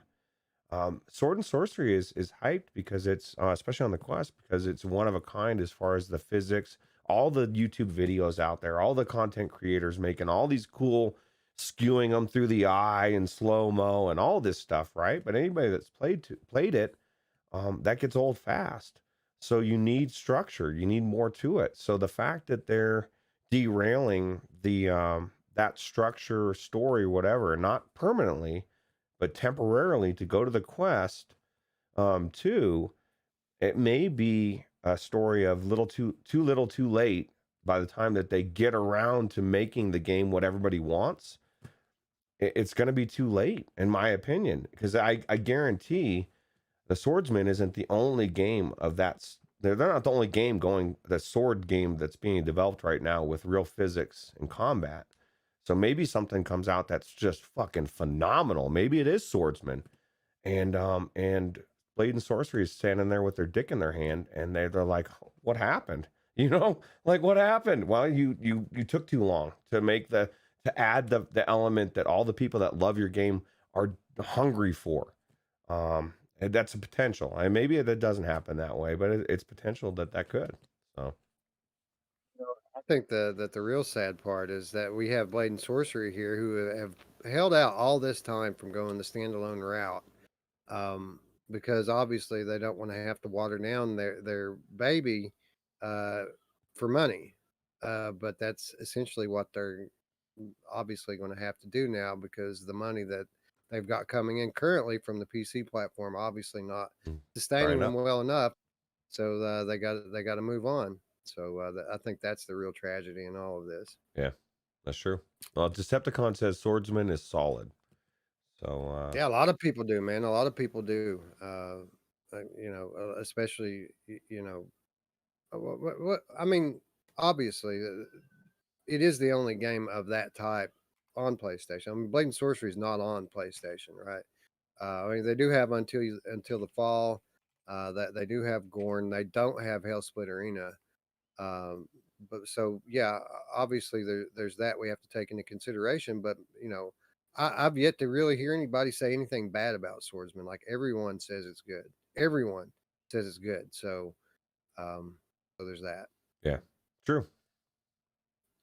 Uh, and our final headline of the week: roguelike VR shooter Outlier headed to Oculus Quest. So this is a game we recently found out about from Joyway, the developers behind Stride and the upcoming rhythm action game Against. Outlier, probably my most highly anticipated title that they have in development.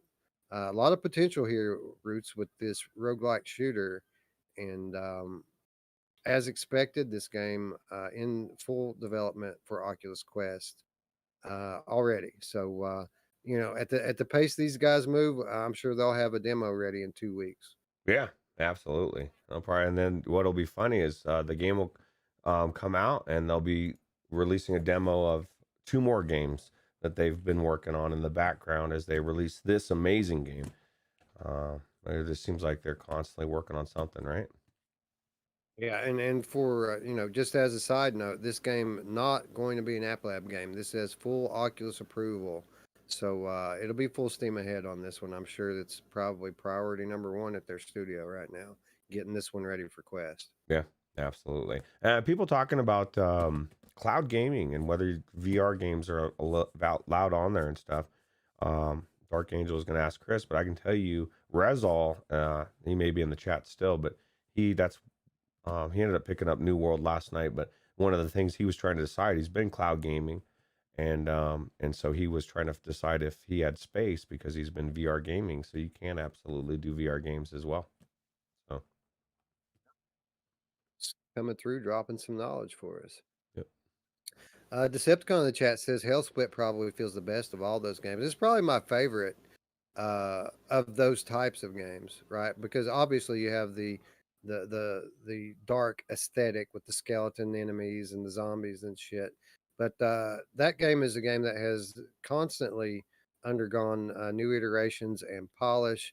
And as it stands today, Hellsplit Arena is an extremely polished title. I'm surprised that it's still considered early access. It's beautiful, man, and it works well. The physics are good, and it's fun to play. Yeah, absolutely. Anyway, that's going to wrap up headlines and get us into this week's feature stories. At the top of the list, as we reported earlier, Arashi Castles of Sin. This story coming to us from Upload VR. In recent weeks, we have seen PSVR exclusive stealth action game Arashi Castles of Sin get its PS4 Pro enhancement patch. And while the patch was a noticeable upgrade to an already good game, some within the PSVR community felt that it didn't go far enough, as many of the community's main complaints about the game still remained unchanged.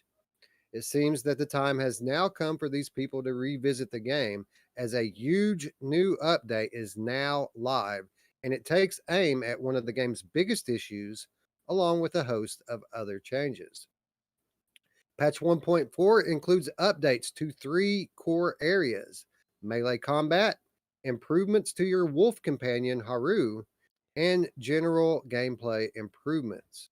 The big news here comes in the form of updates to the melee combat, as enemies now attack from a proper distance, and the enemies in general now display a much improved AI. The blade collision physics is also improved, and haptic feedback has been added for enhanced immersiveness. Haru now commands a bigger presence in the game and can now root out an enemy without being commanded. Your wolf companion now will display better overall AI and will acknowledge and intimidate enemies. These are just a few of the more notable improvements. There is a laundry list, a real laundry list of changes, most of which should serve to eliminate the jank that caused reviewers to initially be put off by their first experience in the game. If you've been waiting for the right time to buy in on this one, I think that you are now safe to put some money down. So, Roots, this was a game that we covered on launch, and my review or my first impressions of the game very largely echoed the sentiments of the VR community at large. There was some initial jank that was off putting when you first start Mm. playing. But as you kind of get used to it and you develop habits that worked around it, you could see the, the potential shining through. Um, Most people felt like this game probably came a month, 6 weeks too early. And now finally the game is catching up with what we all know it could have been, the very polished, definitive Shinobi experience in VR. Yeah. Well, I'll tell you what. I didn't notice any jank, Wes. But then again, I played it today for the first time. Um, that's cool, man. I got excited. You saw me get excited there when they said that. Anytime I hear them talking about my wolf, I get excited. That's my companion. That's my friend, and I like the fact that she's going to be able to help me battle a little bit more, a little bit better. Right? I didn't get to do any of that cool stuff. I'm just throwing that out there. I only scratched the surface, but I wasn't leaping and slicing people in the back and stuff. I really looks cool. I really want to try that, but I did pet the hell out of the wolf, and like I said, she's my friend. You're going to dig this game once you actually start getting into working through some of the levels. Um, Again, it's very unique to VR, and at its heart, it's an adventure game, which is what I love. Right? It's got some deep lore. The story, while it's not intensely story driven, the story does drive the game, and the environments are beautiful. Now, this is a bit of weirdness for me. Like, uh, and I don't know, they may have patched this out too, but the overworld is really the only area that I've experienced in the game that's brightly lit with the midday sun. And you can see some like graphical things that could be improved there with maybe some of the aliasing and lower resolution textures. But that's only in the hub world, which you spend about this much time in. Once you load into the levels, you're always infiltrating these compounds like at the break of dawn or at the edge of dusk, when everything's dimly lit. And in that specific scenario, everything looks beautiful. There's no shimmer on anything, and the graphics really shine through. Now, you know, all of what I just said is all cosmetic things. Uh, what really makes this game shine is the diverse gameplay. Uh, as I mentioned to you at the top of the episode, Rich, you can make your way through these sprawling maps any way that you want. You can stealth your way through it and try not to be detected. You can kill your enemies from the shadows using, blowguns and bows and arrows. You can set out poison for them or explosive traps. Uh, and then there's Haru, which is a big part of what makes this game so cool because uh, this isn't Blair Witch. It isn't just a dog that's kind of pointing you in what direction that you want to go. Haru very much a part of the game, and how much you want to take advantage of that is up to you. As you have a full gamut of commands that you can give Haru, and as far as you can root out the enemy, you can attack the enemy, you can have Haru lie back. But apparently now Mhm. with this update, the enemies giving total respect to Haru, completely frightened of this gigantic wolf, as naturally they would be. And apparently, uh, Haru does have a bit more of a mind of her own now with this update as well, which is pretty cool. Yeah. Well, I'll tell you what, man. I'm sold. I am enjoying it so far. I do take the stance of being a little bit more honorable since I'm a samurai. I don't really feel comfortable killing things from the shadows, but that's just my Ghost of Tsushima experience because that lady explained it to me. Anthony dropping in says I don't trust these guys. They like everything. I totally agree. I don't trust them either, especially the guy with the big beard. He looks a little shifty to me. But shout out to Anthony, by the way. How's it going? You know, we have to like everything as a counterpart to him, right? It's part of our conditioning. Well, if Uh, you're gonna hear me. Well, I'm not gonna shit on Lone Echo 2. I'm just not excited about it. Like everybody's raving and so excited about spending time with Olivia, and I just don't care. I'm gonna play it if we cover it, but I mean, if I didn't cover it, I don't know that I go into that game. But everybody, a lot of people are excited about it. You know, it's just what is interesting to people, right?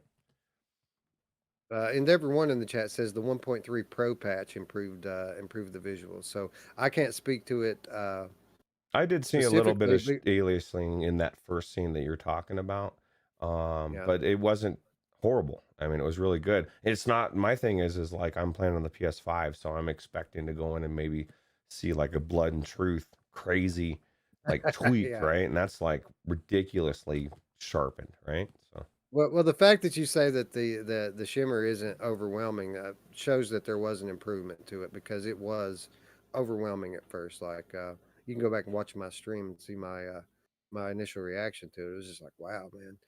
But again, we're talking about the title screen and the hub area, which you spend almost no time in, so it really don't matter anyway. yeah, absolutely. Um, but again, this game is good in all the ways that counts, and I did not go in and specifically check it out with the pro patch because this was the patch I was waiting for. Really, the biggest thing that that really hindered the gameplay was the melee combat, which was fun. Don't get me wrong, it was fun uh, to um, to fight these guys with your sword, but the enemies would always crowd you, like they would be in your face, and uh, what the effect that that has on the game is that it keeps you from being able to block their attacks because they just swing right through your arms and hit you. So literally every time you're dying, you feel like it wasn't fair, like you didn't really have a chance. Mm. And the effect that that has on you is that you're always fighting from your back foot. An enemy comes at you, you immediately start walking backwards, and you're fighting like Zorro or something, walking backwards the whole time. Apparently, you don't have to do that anymore. However, I do hear that the game does have a bit more challenge to it now than it did before, which is good because it wasn't an especially difficult game. Um, and it's been leveled out all across the board. I mean, you even have more health now. It takes Ooh. more to kill you. So, um, again, a laundry list of improvements. I mean, literally, it was like 30 different things that they changed in the game. Patrons, I have the full list linked in the show notes down in the trailers and videos and images part at the end of the show notes. So just feel free to scroll down there and check it out. And for the rest of you, again, this article came from Upload VR, so you can go on to Upload VR and check out the full list for yourself. But you know, we gave this game, you know, the honorable mention during the game of the month last month because of its potential, Mm. what we thought that the game could be. And we thought by the end of the year that this game could put itself in position to be considered for PlayStation VR Game of the Year. That's why we gave it the honorable mention. And it's good to see now that the developers proving that decision to be the correct one as the game apparently vastly improved. And stay tuned, guys, because this is one that we're going to get back into, and I'll tell you firsthand what I think about it when that time comes. Okay, so there's a discussion going on in the conversation. Anthony says GameStop's supposedly given 320 for PS4 Pros, which doesn't make sense. But if it's true, he's thinking of selling all his old PSVR stuff. Okay, Paradise Decay says, but you'll need it for PS5. The PSVR stuff for PS5. Anthony says, why? It depends. This is the tricky part, Anthony. Okay, assuming you love Resident Evil 7, and assuming um, it never comes to PlayStation. I mean, PC VR. It's only going to stay on PlayStation forever. The only way you're ever going to play it in VR is on PlayStation VR. And maybe it never goes to PlayStation 5 VR. I don't know. But with this hardware, that game I told Wes last week looks so good. It looks PC VR level good, clarity wise. I don't know. It tell the because the resolution scales, like Wes was saying last week. It blew me away. I couldn't believe that it was like, I was like, oh my God, I got to play through this game. It looks so good. And it's not the only one. So if there's any titles, even Wipeout looks phenomenal. Like the way that the detail of the crowd and all the people and everything. If there's any game, even one game that you really enjoy, you're going to want to have it for your PlayStation 5, which I'm assuming by this whole conversation you don't own yet, Anthony, and you need to get it, bro, because you're gonna don't want to get stuck without it, because this is the best console I've ever played. And there's games that I've played, flat games, that because it's such a good console, it's blowing me away with the Tempest audio, the controller, the load times. It's like reinvigorated, kind of like VR did for me. This console has reinvigorated a lot of flat gaming for me to kind of go back and forth with, right? So that's just my opinion anyway. Endeavor One in the chat says if you haven't played Hitman 3 on PS5, wow, it looks like PC VR. It did. And I concur completely, and it's not the only game that has can say that. So Blood and Truth. if it right, Blood and Truth is amazing looking in that console and criminally underrated these days. But if anybody can relate to what you're saying, Anthony, it's Roots here. Roots sold his PlayStation 4, he sold his PSVR, and when he got his PS5, he said he wasn't going to get a PSVR. He was going to wait for PSVR 2. You said yes, you are, because you know me. And I said yes, you are. Yeah. And Roots recently, within the last month, picked up another PlayStation VR, and he's been raving about it ever since, and echoing what myself and Paradise Decay and so many other people are saying.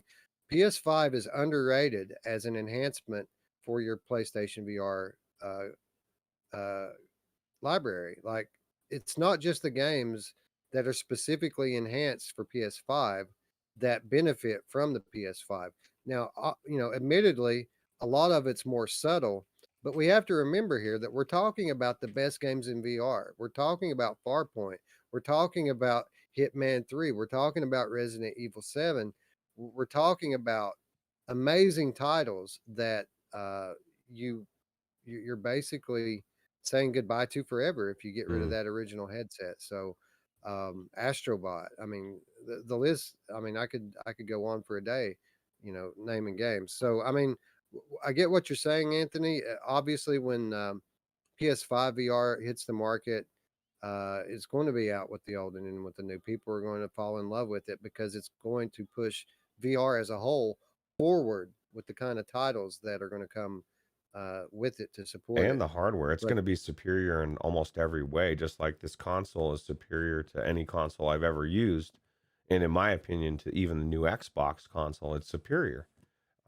Just because of the upgrades, Sony seems to be pushing everything to the next level, whereas at least on the flat, nobody else is. Everything's the same.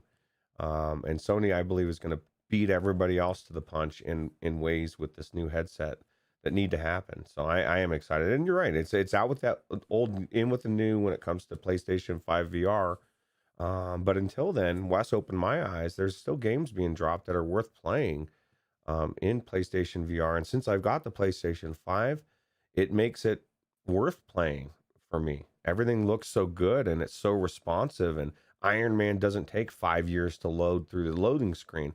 Let me know how that goes for you, Wolf Raza, when you pick it up, because I guarantee that's going to be one of the biggest gripes. Is it's just such a load. Even the PS4 Pro, as it is it's mediocre. But think about this, Anthony. Sell your Pro for $325. Shit, Well, yeah, for 300, I might go sell mine. do it to Facebook maybe or wherever. I guess you wouldn't GameStop, you maybe not. But if you can take that money around and get a PS5, even if you bought it on Facebook Marketplace a little bit more expensive, it's not going to feel that way because you subsidized it with your Pro. So, and you have to me, superior hardware. Anthony asks, you don't think that they'll have some sort of port for PS5 VR owners, like a PSVR 1 emulator? They're not going to go that route, but what they are going to do, and this has been stated through the pretty much confirmed leaks at this point, there will be select titles that will receive the 4K remaster treatment.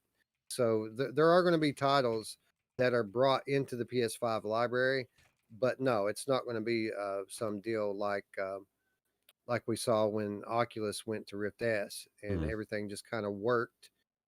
That's it's going to be too vast a Remastered. departure. Yeah, it's going to be too vast a departure. The hardware, it's a completely new technology, and they're not going to bother. You know, people who want to play PSVR one games can play it on PSVR one. They believe in generational changes, and that's what we're going to see with PS5 VR. Yeah. Yeah, absolutely.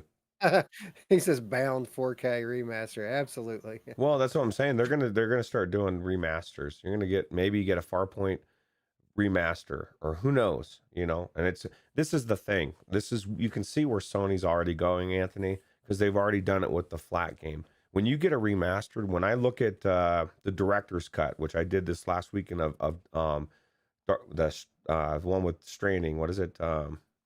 Death Stranding, because it's supposed to be a really weird game. I was thinking about picking it up, right? But I'm gonna wait for. But anyway, the biggest thing that these director's cuts have, they go, you know, upgraded graphics, obviously the PS5 version, but it's all about the controller haptics. Every one of them. That's the biggest selling point. Is you're gonna now have the adaptive triggers. You're now gonna have the DualSense rumble. Well, guess what's gonna be inside the PlayStation 5 VR controllers? You're going to have the DualSense controllers. You're going to have the rumble, right? The same thing. And so you're going to see these games like Farpoint, or maybe the Farpoint's a bad example with the PSV, the AIM. Maybe they'll have another version of that with the same DualSense stuff. I don't know.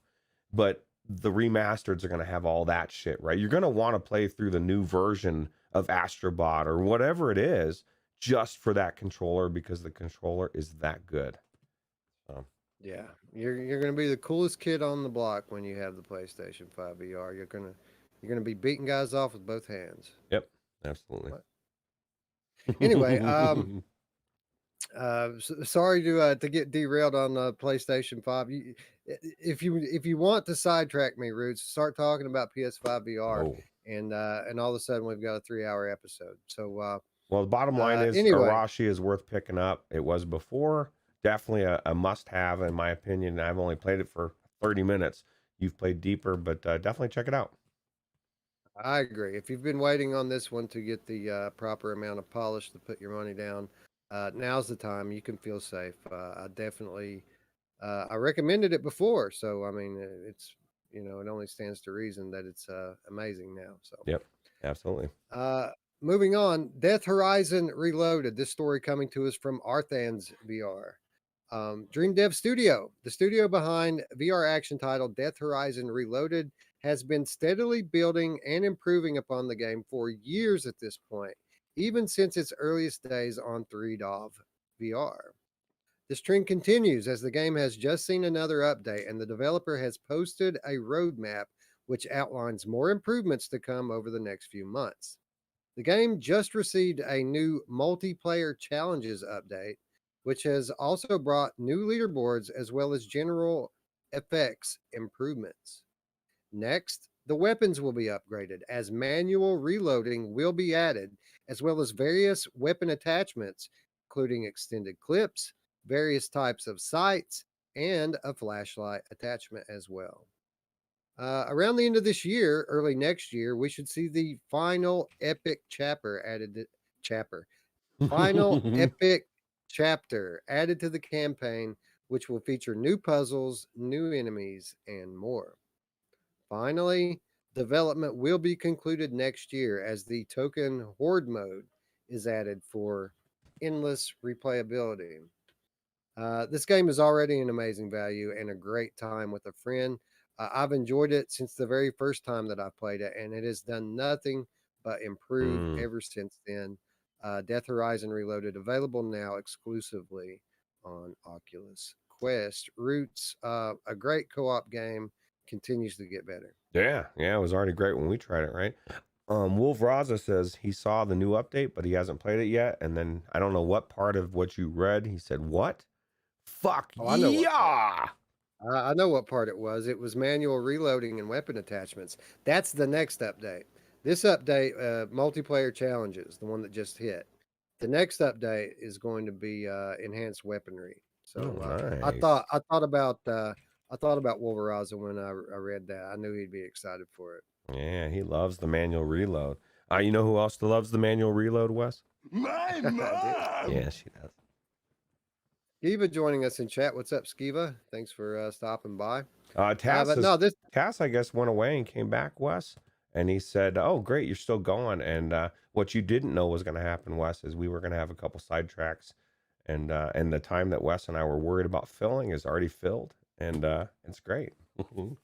yeah. So we're gonna pick up the pace because I do have to work tonight. But anyway, this is a game that Wolveraza, as well as myself, plays with his kids. Man, already loving this Yeah. game. Uh, Unbelievable at this point because you got to wonder how much meat is left on the bone here Mm. for Dream Dev Studio in terms of profit potential.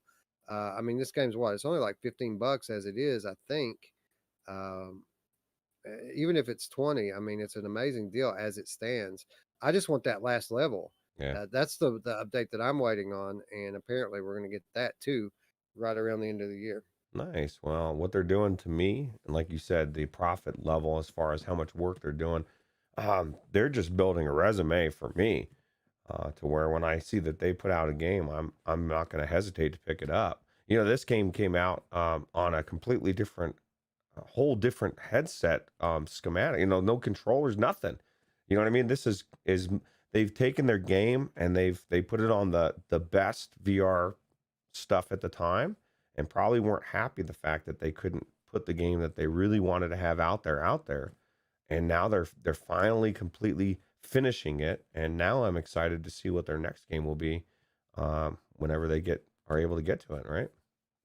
Yeah, doing amazing work there at Dream Dev Studio. Shout out Roman, cool dude as well. Yeah. Um, yeah, great work here. Everything we always say when we report on this game still applies here. It's a great game that continues to get better. And if you're tired of replaying through Arizona Sunshine uh, for some co-op zombie goodness, you might want to try this one out. There's that same kind of gameplay loop, but its own twist on it. So Way yeah, cheaper. They're not, it's like 15 bucks is a no-brainer, man. yeah, great game too. And who knows? Who knows what's next for these guys? But all I can say is you can, if it's early access, you can rest easy because they don't stop until the game is great. So, Yep, absolutely. moving on. This next story coming to us from Upload VR as well. Aspire One VR operative. Dream Dev Studio, not the only studio adding value for the Oculus Quest community. Tripwire Interactive has just dropped a new content update dubbed the Invictus update for Aspire One VR operative on the Oculus Quest and Oculus Quest 2. The biggest main addition is support for Oculus challenges on Quest headsets, which allows developers to set new weekly challenges that will see players competing for high scores on challenge specific leaderboards online. Now, if you're like me and that doesn't quite tickle your pickle, the update also includes a new map, Hmm. Cooper Petty, based on a South Australian mining town of the same name. In terms of quality of life changes, the game has an updated main menu design along with some minor UI changes for the leaderboard and challenge summary screens. Aspire 1 Invictus update available now for Oculus Quest and Oculus Quest 2. So, this is a game we played on PC VR that was okay at first, got better with updates, and then it came to Oculus Quest, it came to PlayStation VR, and those versions have always kind of been less than compared to the PC version. But making up ground apparently in big ways, and good to see Tripwire Interactive still supporting their title. Wow, that's crazy. That's good. PD says, who also likes it hard and fun? My mom! And then I add, who else likes to tickle your pickle? My mom! Yeah, no, this game is definitely is one of those games that initially we didn't really care for too much. We felt like it was ironically, especially from me, because I don't like stealth games very much, wasn't stealthy enough, right? You could just go through and blow through and do whatever. But Wolveraza, I think it was him that opened my eyes. He was talking about this game, and you're watching the gameplay and stuff, and it is just so polished, and the guns, and just everything about it. Like, maybe it isn't the most accurate stealth game out there, but there's so much to this game, and if you like this type of game or any type of shooters, it's looking like it. This is almost a no-brainer as well. I can't remember what the cost is on this one. Do you remember? It launched at $30, but it goes on sale frequently, so you can get it for less than that now. Yeah, absolutely. Well, I'll definitely, like I said, it is this is I think it's definitely a good version of the game, and I can't wait to see them bring some more additions to it. So Yeah, my whole thing with this game is I never really quite vetted it the way I should. Like, I played through the story campaign, which I enjoyed, but then it was confusing if like the story campaign was over, they started introducing these challenges and things, and so much of this game is built around these challenges that I never was quite sure if there was more story to it or not. And as I often do, I got away from it and haven't quite gone back. But I did enjoy my time going through the campaign, and I really haven't delved into the challenges at all. Uh, but I didn't feel like I was, ripped off. Uh, you know, having played what I did play of it, I felt like it was pretty good quality game, especially after that first big update they did. But again, I've only played this on PC. I really can't speak to the Quest or the PSVR version, which Anthony points out people always talk smack on the PSVR version. That's true. yeah, Um, but I got to imagine, Tripwire Interactive, I don't doubt their ability to put forth a good VR game. And if they're still supporting it on Oculus Quest, that's certainly encouraging and bodes well for that version of it. absolutely. Dark says, Dark Angel says, Aspire, like you said, is currently $30. Goes on sale every once in a while. And Anthony says there's so many great PCVR games I need to revisit. Aspire 1 is just one of like 75. And that is exactly what we were just talking about last night. And it's just crazy. Grows week after week. Like, it's nuts, man. I could stop buying games today and be good for years. Like, there's so many. Like, Yeah. it's crazy. Yeah. And then you include the PCVR ones with the PlayStation 5, Anthony, and you're set, dude. I was going into games today. Just Astrobot was blowing me away. Yeah, man. I'm getting ready to go into a new PSVR stint myself for other reasons, but that we will get to another day. Yep. Speaking of the backlog growing week after week, speaking of PlayStation VR, this next story comes to us from VR Focus. Upon its reveal during a PSVR event earlier this year, Wanderer VR quickly became one of the year's most highly anticipated releases. The early promo material displayed a lot of beautiful cinematics from across different periods of our history, which led people to wonder what the gameplay might look like. Well, we're now beginning to find out, as a couple of weeks ago, M Theory and Oddboy released the first in a series of videos detailing a key part of Wanderer's mechanics, the watch that allows all of the time traveling adventures to take place. Let's take a look at that first installment in case any of you have missed it.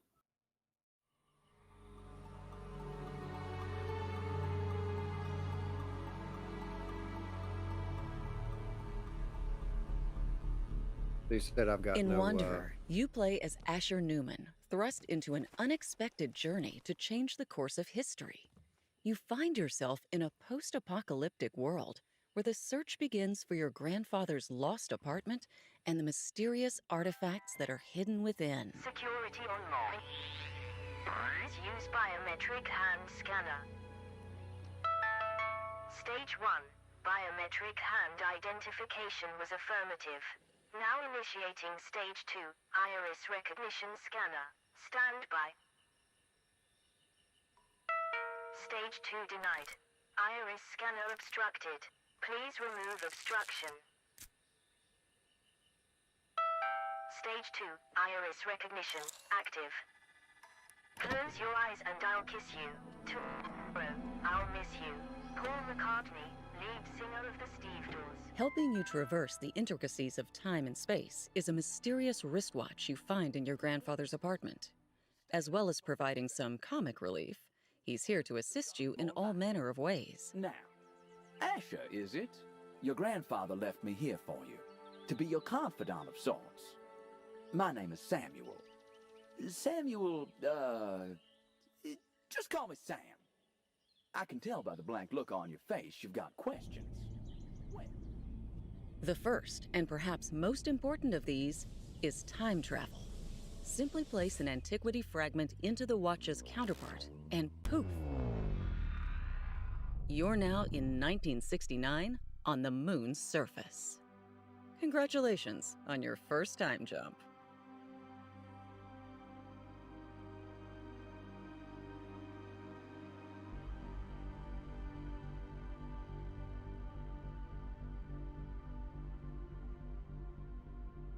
To return to the sanctuary, simply tap on the counterpart button and remove the antiquity fragment.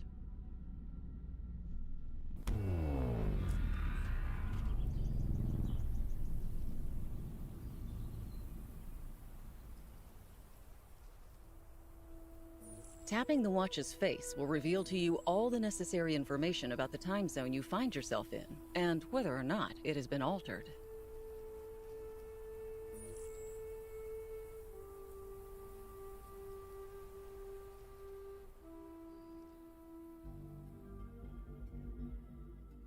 The watch also gives you the ability to store items and take them with you between time zones to help solve tricky time-based conundrums.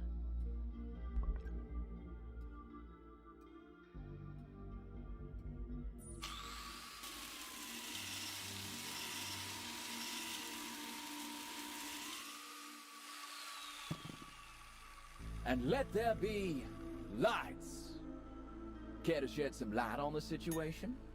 There are two different ways that your faithful companion will be able to be upgraded through your journey, both mechanically and aesthetically.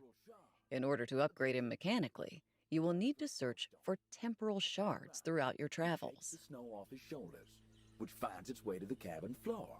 Well, in this case, it's time falling from our traveler's shoulders, which preserves itself in this protective shell.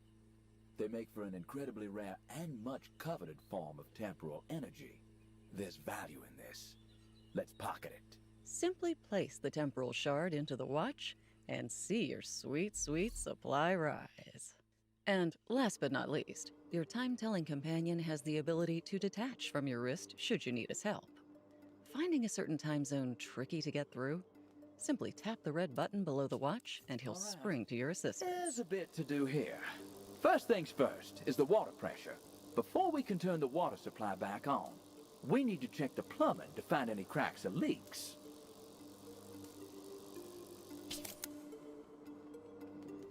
All right, let me loose. I'll see if I can unlock the door for you. His ability with flight will also be very useful to you when you get yourself into tight I think I can spots. make it through.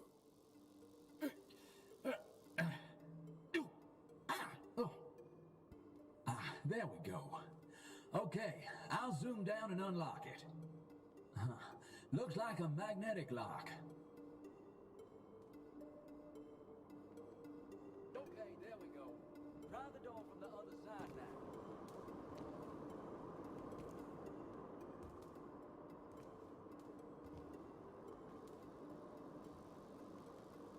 Ah, there you are. Well, come on in. Please, make yourself comfortable. Can I get you some tea?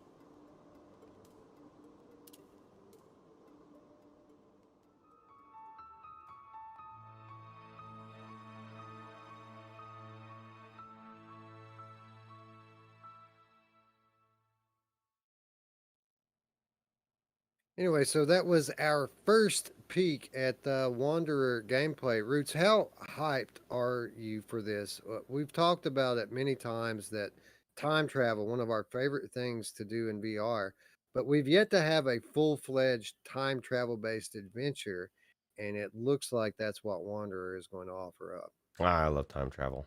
I was just telling you during the trailer. Back to the Future, any movie that has a really intelligent timeline or time travel story, I love it. And this is one of the things that I wish I could do in real life. Like I wish I could go back to New York City in 1920 and look at the buildings and you know what I mean? Like just there's certain things that everything changes. And sometimes you want to go back and look at the way it used to be. That's why we take pictures. It's why we have videos of family, right?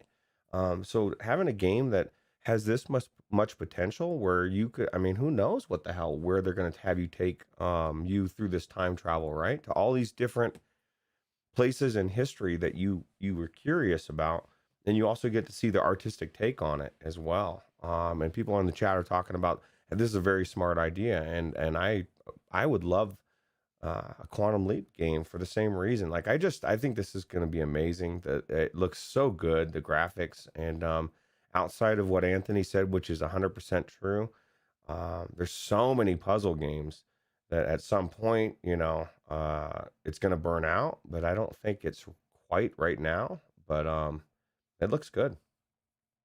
Yeah, and so what we're looking at here in the background is actually the second installment of the Wanderer gameplay video. I don't think we're going to need to throw to this one, Roots. I think we can suffice without audio here. But I'm hoping, fingers crossed, Roots, that it'll let us revisit the year 2019. That'd be so awesome. Hey, of all the years I want to go back to, and that's the one, right? Where everything was good, people could hug each other, go to a crowded restaurant and not be afraid. It was good times, man. But yeah, absolutely. Just kind of shows you that it doesn't matter what it is in life. We really don't appreciate what we have that's in front of us. You know what I mean? We bitch about everything. If it's hot, it's summertime, it's too hot. It gets cold, it's too cold. I say we just all enjoy it and as best we can. And what better way to enjoy life than going to the Wanderer VR, right? Looking like anyway. Yeah, I mean, it looks incredible. Obviously, no ordinary watch here. A sentient device which will regularly engage with you in conversation. In fact, Roots, his name's Samuel. You ever Oh, have a watch named Samuel? I have not. I have not had a watch named anything, but that is definitely cool that they got him a name for him. I guess if he's talking to you, you would name it, right?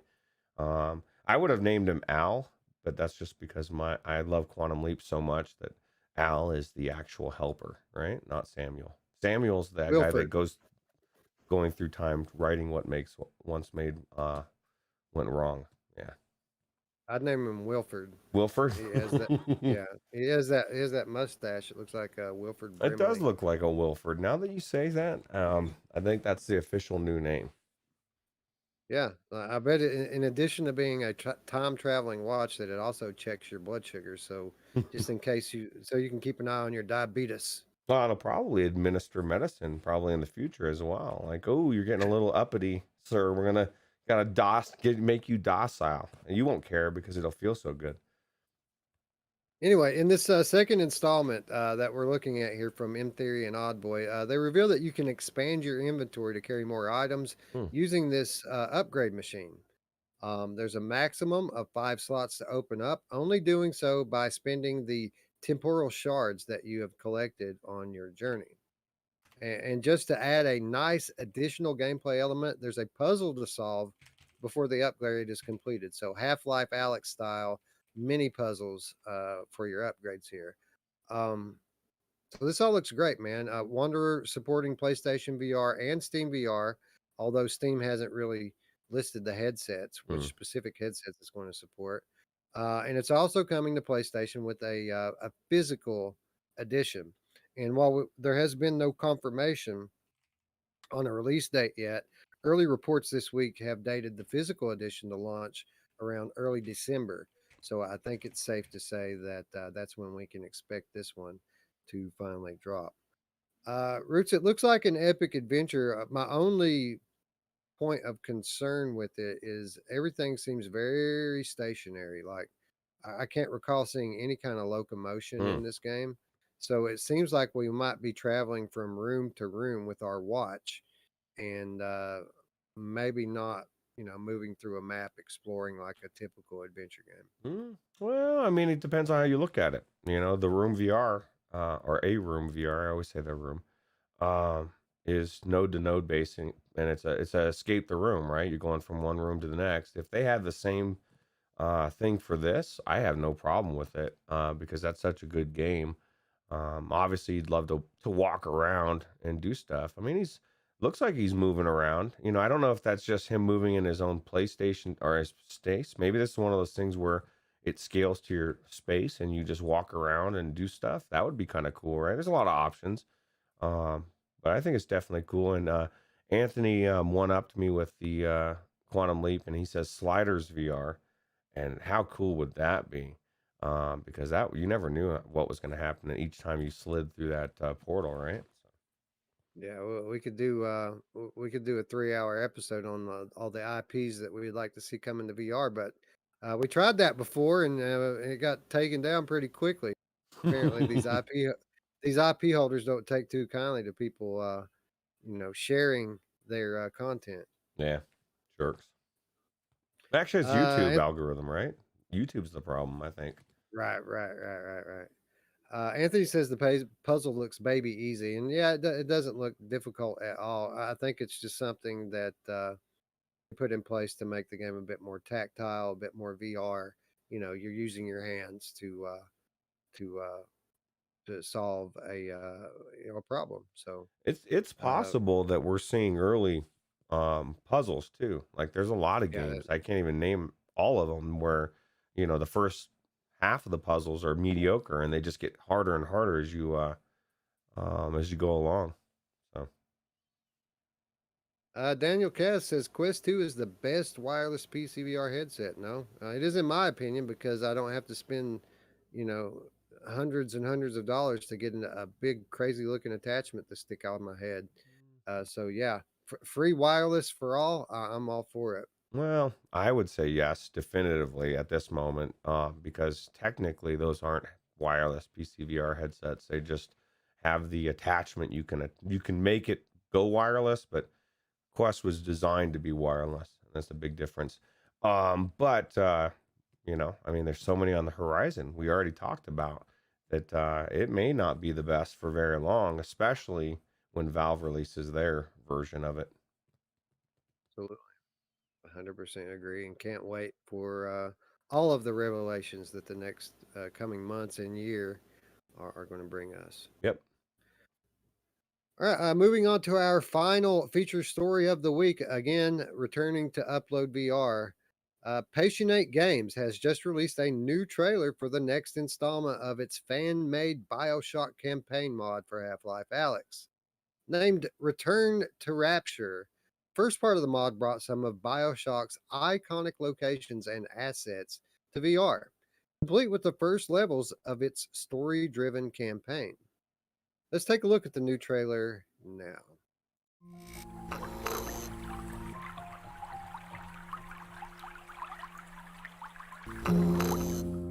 Overwatch. Alex is contained.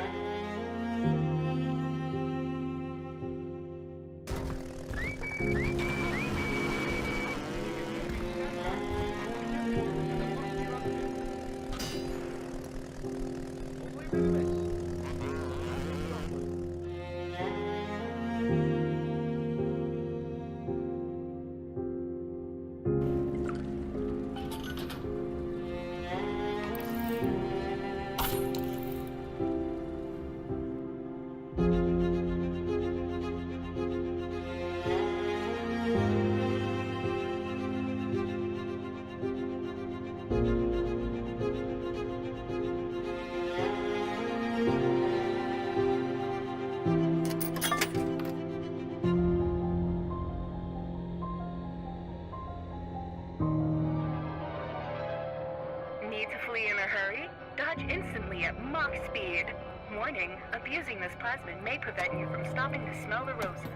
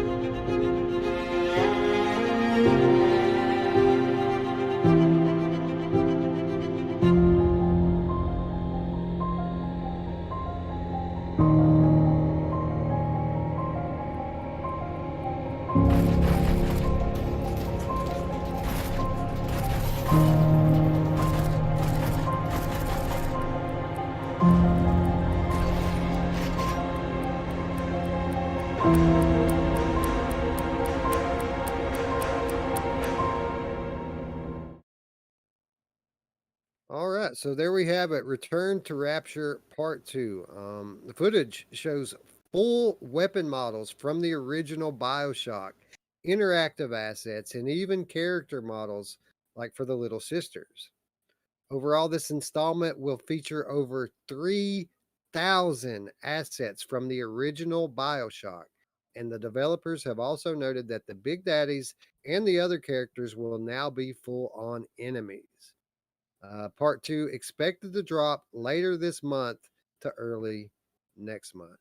So I have not yet played the first installment of this Roots. I've been waiting for this to drop. And as you can see, each time we check back in on this one, it gets even cooler than the last time. I love Bioshock. To have a guy like this Wim Bytart, this master creator, working on something like this is a bit of a dream come true for me. I mean, we've all been hungry for Bioshock from the very first day we were in VR, right? Yeah. Well, and it's got to be getting didn't I think it's got to be getting the attention of the developers of BioShock, but I think they actually know about it and they said that they could use the assets, right? That's why they're able to do it.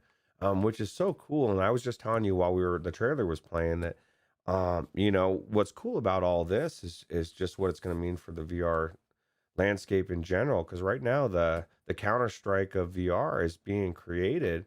It's out there, probably even the developers at least were we're just waiting for them to be picked up by Valve and make a full-fledged game. It could be these developers, could be a BioShock game, maybe there's just so many options, and people in the chat are saying how amazing this looks, and it just does. It looks amazing, and it's just showing you how much, as much as we demonize Valve, or I guess you and I, nobody really demonizes them, but they're a company. They make money, right? They're going to do things that people don't like, but what they do good for the VR community is they're open. Everything is open, like you were saying. That they're not hiding behind a wall, and so these developers can feel free to take this source or source two and make these amazing experiences, and they are going to be creating some IPs, and it may not even they might not exist. It's good for everybody. I'm excited by this trailer. I'm excited about the times,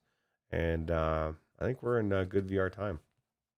Yeah, it's that old school PC gamer, PC dev mentality that once the consumer buys it, it's theirs and they can do with it as they please. And they've always,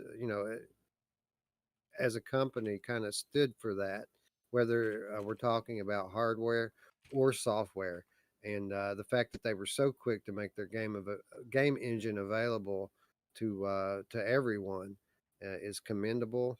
And we've been critical of Valve from the standpoint of the indie dev, but there's no question that they do a lot of things that are very consumer friendly, and we all reap the benefits of it. And this thing here specifically looks amazing.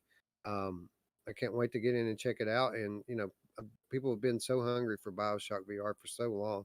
I have no doubt in my mind that Sony is going to make that a reality Mm. in the next generation. But until then, this looks like a more than suitable stopgap. Yeah, absolutely. You know, this would be a great game because of your love for BioShock, for you to stream for the community on Virtual Strangers, right? To see your reaction in real time of this experience or this game. Yeah, I mean, I was already going to go in there and highlight some horror titles for the October. Maybe we'll do this one. I mean, it's certainly not the most happy-go-lucky thing. BioShock, And you it's know. one that I guarantee you're itching for a reason to play it, right? And this would put it right up the top of the docket. So Well, we'll leave it up to the Tuesday night crew. If this is something they want to see, we'll be more than glad to bring it to them. yeah. Anyway, that's going to wrap up this week's featured stories and put us into the week's reminders. And we're going to start with a couple titles out this week. Roots Lone Echo 2, the long-awaited follow-up to the Ready at Dawn, uh, visual masterpiece from the Oculus Rift platform, dropping again as the final Oculus Rift exclusive on October 12th. Just another couple of days, and we'll have this one in our hands. Uh, Interestingly, they just dropped a new trailer. We criticized them last time we reported on this for dropping the release date without a trailer. Well, now we've got the trailer. Why don't we check it out? Jack? I think he can hear me. Now here's a sight for sore eyes. Good morning, sunshine. What happened to me? We were on the Estrella, still trying to wrap our heads around the fact we'd just, time traveled, when you started crashing. Let's have a look around, see what we can find. This place is massive. What the hell happened here? It's locked! Yes! They're everywhere! We've left us!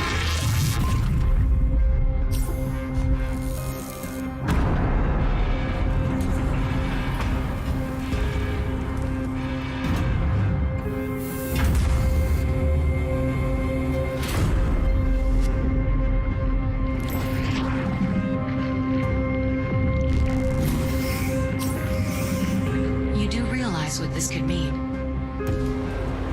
A solution. You may have just found the key. All right, Jack. FTL engaged.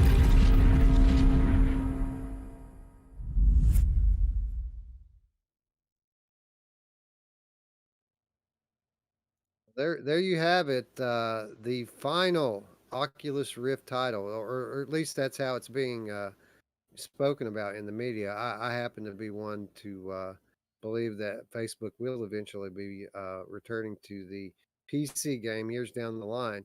Uh, Roots, some interesting imagery here. Not all stars, planets, and internal spaceship stuff here. Some crazy, like Farpoint esque shit going on as well. Yeah, yeah, it definitely looks like it's going to be amazing. I guarantee in the G2 it's going to be phenomenally crisp, clear. Looks like she I guess how much what's the time frame on this? Like after is this right after the first one ended, or is this a time a little bit further, or do you know? I think it's a little further down the line, if I remember correctly. I think, well, I don't want to give any story spoilers, but it Mm. seems by some of the early bits that they gave away that it sometime might have passed. Skiva says, no thanks. In 4 years, the first one won't run all the way through for me, and their support just ghosts people. So are you saying, Skiva, you're not picking up Lone Echo 2? Come on, man. Come on, man. What's wrong with you, bro? Like Anthony in the chat, I have yet to finish this one, although I was in it last week, progressing it a bit more. And I got to say, man, having the graphics card upgrade made a big difference with this one. I jacked the friggin' thing to the moon while I was using my G2 and recorded footage, and it didn't even hiccup one time. So, yeah, it was absolutely stunning in the G2, and hopefully I can find time to get in and polish that one off before this one comes out in a couple of days, because I do want to experience the last PC game, Roots, the last PC VR Oculus game. Rift game. Well, let me ask you this. Skiva's, because his problem, basically what I'm getting from him is he can't play the second one because he can't get through the first one. And it's a story-based game, right? Dark Angel says, yeah, I don't think I'd want to jump in without playing the first one. I've played the first one. I got, I think, 3/4 of the way through. I am absolutely not finishing it. But if we get access to it, I'm gonna play the second one. Um, do you question my soul? That's my first thing. And do you think I'm gonna be like, what is happening? Like, is the ending really that? I mean, come on, man. Like, what am I missing? Like, you know what I mean? Not that Fist people bump, should Roots. blow it, but fist bump. Yeah, they're fist bumping. That's kind Oh, of your in deal. this? Oh, so there's a fist bump Yeah. in the new one. Well, I gotta play it now. Actually, well, and I do feel bad. I want to see what happens with did Olivia ever hook up with the robot? You know what I mean? Because it seems like there's a love affair there, but maybe not. Go Gadget. Man, never mind. Anyway, this one's been a long time in the making. Finally. Interested to see how people are going to receive this, because while even the first Lone Echo is still beautiful by today's standards, the gameplay a bit dated by today's standards. So it'll be interesting to see if they expand upon that with the sequel, or if this is just more of the same eye candy with great storytelling, but a fetch quest otherwise. Yeah, absolutely. 'Cause I mean, maybe I'm assuming. I mean, it's been almost 5 years. There has to be a better game, or not. Not that the gameplay was bad. It was just fetch quest esque. But if you look at it from Anthony's standpoint of what he said in the chat, it's this is the future of storytelling, future going to the movies, but you get to actually be in it and have a part in it. If you look at it from that standpoint, then it doesn't matter. Like you're experiencing the movie, right? Fist bump. Hell yeah, dude. And to be clear, I'm all for audio visual storytelling experiences in VR. I don't have to have Returnal with every game I play. So no, that's true. I might be a little bit more open to this type of game than some people are. So yeah, absolutely. Not the only game coming out this week. Eye of the Temple from Rune Skavbo Johansson comes 2 days later, October the 14th. This is a VR gamer's game hitting Steam VR. Full true room scale VR here, and that is the cornerstone upon which Eye of the Temple is built. Let's check out the teaser trailer.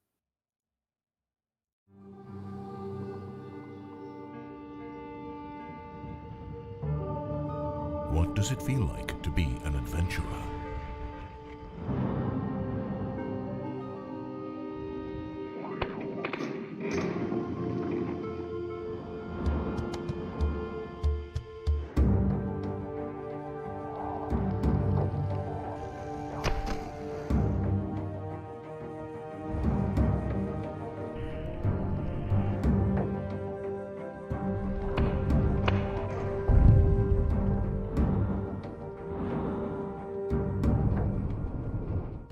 The Eye of the Temple.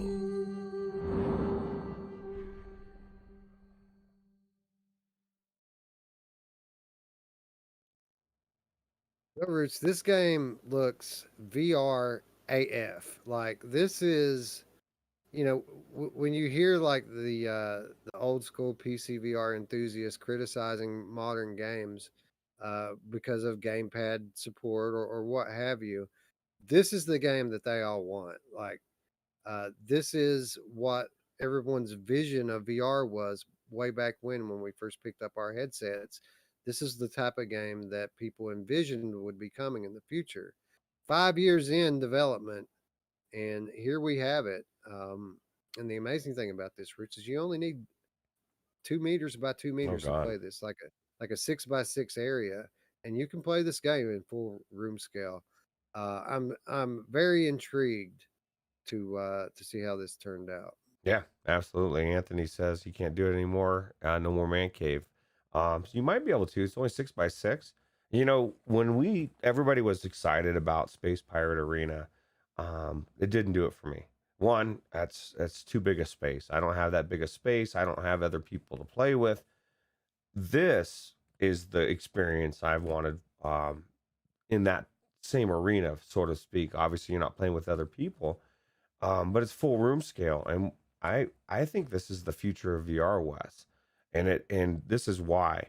Um, you know, maybe the AI is not smart enough now, but the procedurally generated stuff is going to be happening in real time around us, and it's going to be directing us around a space 6x6 space as we're doing whatever the game has, and it's going to keep track of where we're at, and it's going to keep us away from the wall, and it's going to turn us into this room and this wall and this door, and it's going to have us focus over here and turn around and look at this. And when I turn around, it maybe has moved things in a way that I don't realize, that allows me to now go in a different direction and feel like I'm still going forward, right? Like all of these things, this is the baby step, right? I get excited for this, not only for that reason, but the gameplay today, the video we're looking at, mine carts, all of it, Indiana Jones-esque. It looks cool. It's an amazing concept, and I'm glad to finally see it come to fruition, right? Game development magic here. If this thing works, if it doesn't work, we're going to see a lot of broken TVs and controllers in short order. Well, that's So what let's hope it Anthony works. said. He said he almost broke his PS4 gamepad when he played the demo. He almost stepped on it. Oh, so that's more of keeping track of what's in your play space, right? Yeah, well, unless you're using a Quest, now apparently Oh, Quest is going to be able to tell you about that shit now. Like people walk in your space, hey bro, watch out. You know. yeah. No, the technology is advancing in so many ways. All the micro little things like that we think are not that big a deal. I guarantee 3, 5 years down the road, we're going to look back to the Quest 2, Quest 1, and we're going to be like, oh my God, I can't believe we actually played in that with that antiquated system. Remember before, like when you punched your wife in the head, that could never happen today because as soon as she enters the thing, it stops, and says, ooh, somebody's in the way. So it's crazy. Yeah. Any advanced piece of technology is nothing more than the sum of its parts, and while any one part might seem insignificant, over the long term as they accumulate it creates new experiences for us all, and that's what we're going to see over the next. I mean, honestly, over the next couple of weeks, as new hardware drops and new software is revealed, it's an exciting time. Yeah, that's exactly what we started the show out talking about. Good excitement, bad excitement. This is the good excitement end of it. Let's forget about all the other stuff that sucks. Anyway, that's going to bring us to our next reminder. This is the part of the show where we ask all of you to do your part to support the development community by taking just a moment of your time with us right now as we all go and wish list a game. This allows developers to gauge user interest, and more importantly, it allows their games to level up with regards to their store placement. We affect the algorithm in a positive way. And without question, Roots, I'm going for Wanderer this week. If it's not already on my wish list, it's about to be because that game looks polished all to hell and time travel, bro. Yeah, dude. That's actually probably, we were talking about it during the trailer, having a conversation. And everybody thought Hitman 3 was hands down um, game of the year. And I mean, there's games coming out. We still there's a lot of year left. And that one looks like it could be a contender for a game of the year for sure, if it's as good as it looks. Absolutely, especially on PlayStation. I'm hearing that that game's beautiful, even on PlayStation. So, Yeah, definitely. anyway, it is now on my Steam wish list. Be sure to let us know in the comments down below what you added to your wish list. Yep, absolutely. And that brings us to our final reminder this week and every week, and that is how you can support our channel. course, if you're new to the channel and you haven't already, please consider subscribing and hitting that bell to stay up to date with all of our ever expanding library of content here on the Virtual Strangers channel. Exciting times to be a Virtual Strangers subscriber and fan, as big changes are literally just around the next corner. Isn't it's it an exciting crazy? time. We've been saying that for so long. The changes are Yeah. coming. They're coming. They're coming. They're finally here, Wes. And I'm excited, man. I'm literally working on the last thing. Well, not the last thing overall, but the last thing before the reveal right now. And Nice. if I had a week off of work, we'd be rolling it out this weekend. But I don't. So we're as soon as I can get this last thing done, we're going to roll it out, and hopefully you guys are going to dig it. Yeah. But anyway, you're going to want to you're not going to want to miss it. Be sure to hit the bell and the button if you haven't already. Anyway, said changes to the channel not possible without the support that we receive from our friends on Patreon. And you in the description down below, you'll find a link to our Patreon, where for only $3 per month, you will gain access to our weekly show notes, insider updates, and exclusive content, typically in the form of gameplays, which we're going to have one or two of those go up this week, already recorded. So again, big thanks to Robert Sterinchak, our newest patron, and big thanks to everyone else who supports us on there. Much appreciated. You guys are the ones who are allowing us to do all the cool things that we're about to do, and we very much appreciate the support. Absolutely. And if you are a Patreon, our patron, I'm going to load up that video after the show. And so you should have access to it probably within the hour. I don't know how long it takes to, it was like an hour and a half or 2 hour video of us playing Pop 1. Good. So you guys kept going after I had to go to work.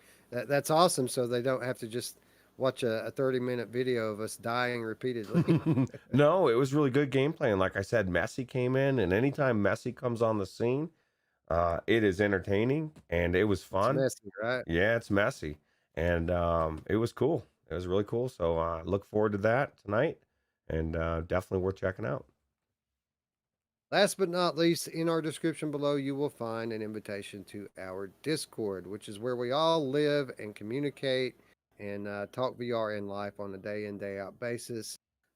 Maybe you don't want today's conversation to end. Well, it doesn't have to, friends. All you got to do is click the invitation below, join the community, and we will welcome you with open arms.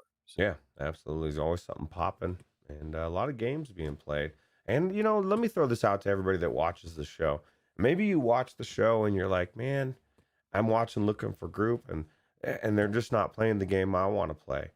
Well, throw it out there. Tell people you're playing it, and I guarantee somebody will join. Maybe it might not happen the first time, but you know, you can dictate. You can. That was one of the best things about the Discord for me is when I first got into VR, I never had anybody to play anything together. I felt very isolated, and one of the reasons why we started the podcast. And now there's so many people that I can play with. It's a joke, man. It's so cool. You don't want to miss it. So. Yeah. So if they aren't playing your game, just throw it out there, and somebody's going to want to play, unless it's Diablo. F that game, man. That's yesterday's news. Fuck Diablo 2 Resurrected. Anyway, with that said, friends, I'd like to thank you all once again for watching. For Roots, I'm Wes. We'll see you tomorrow, friends. Bye now. Take it easy.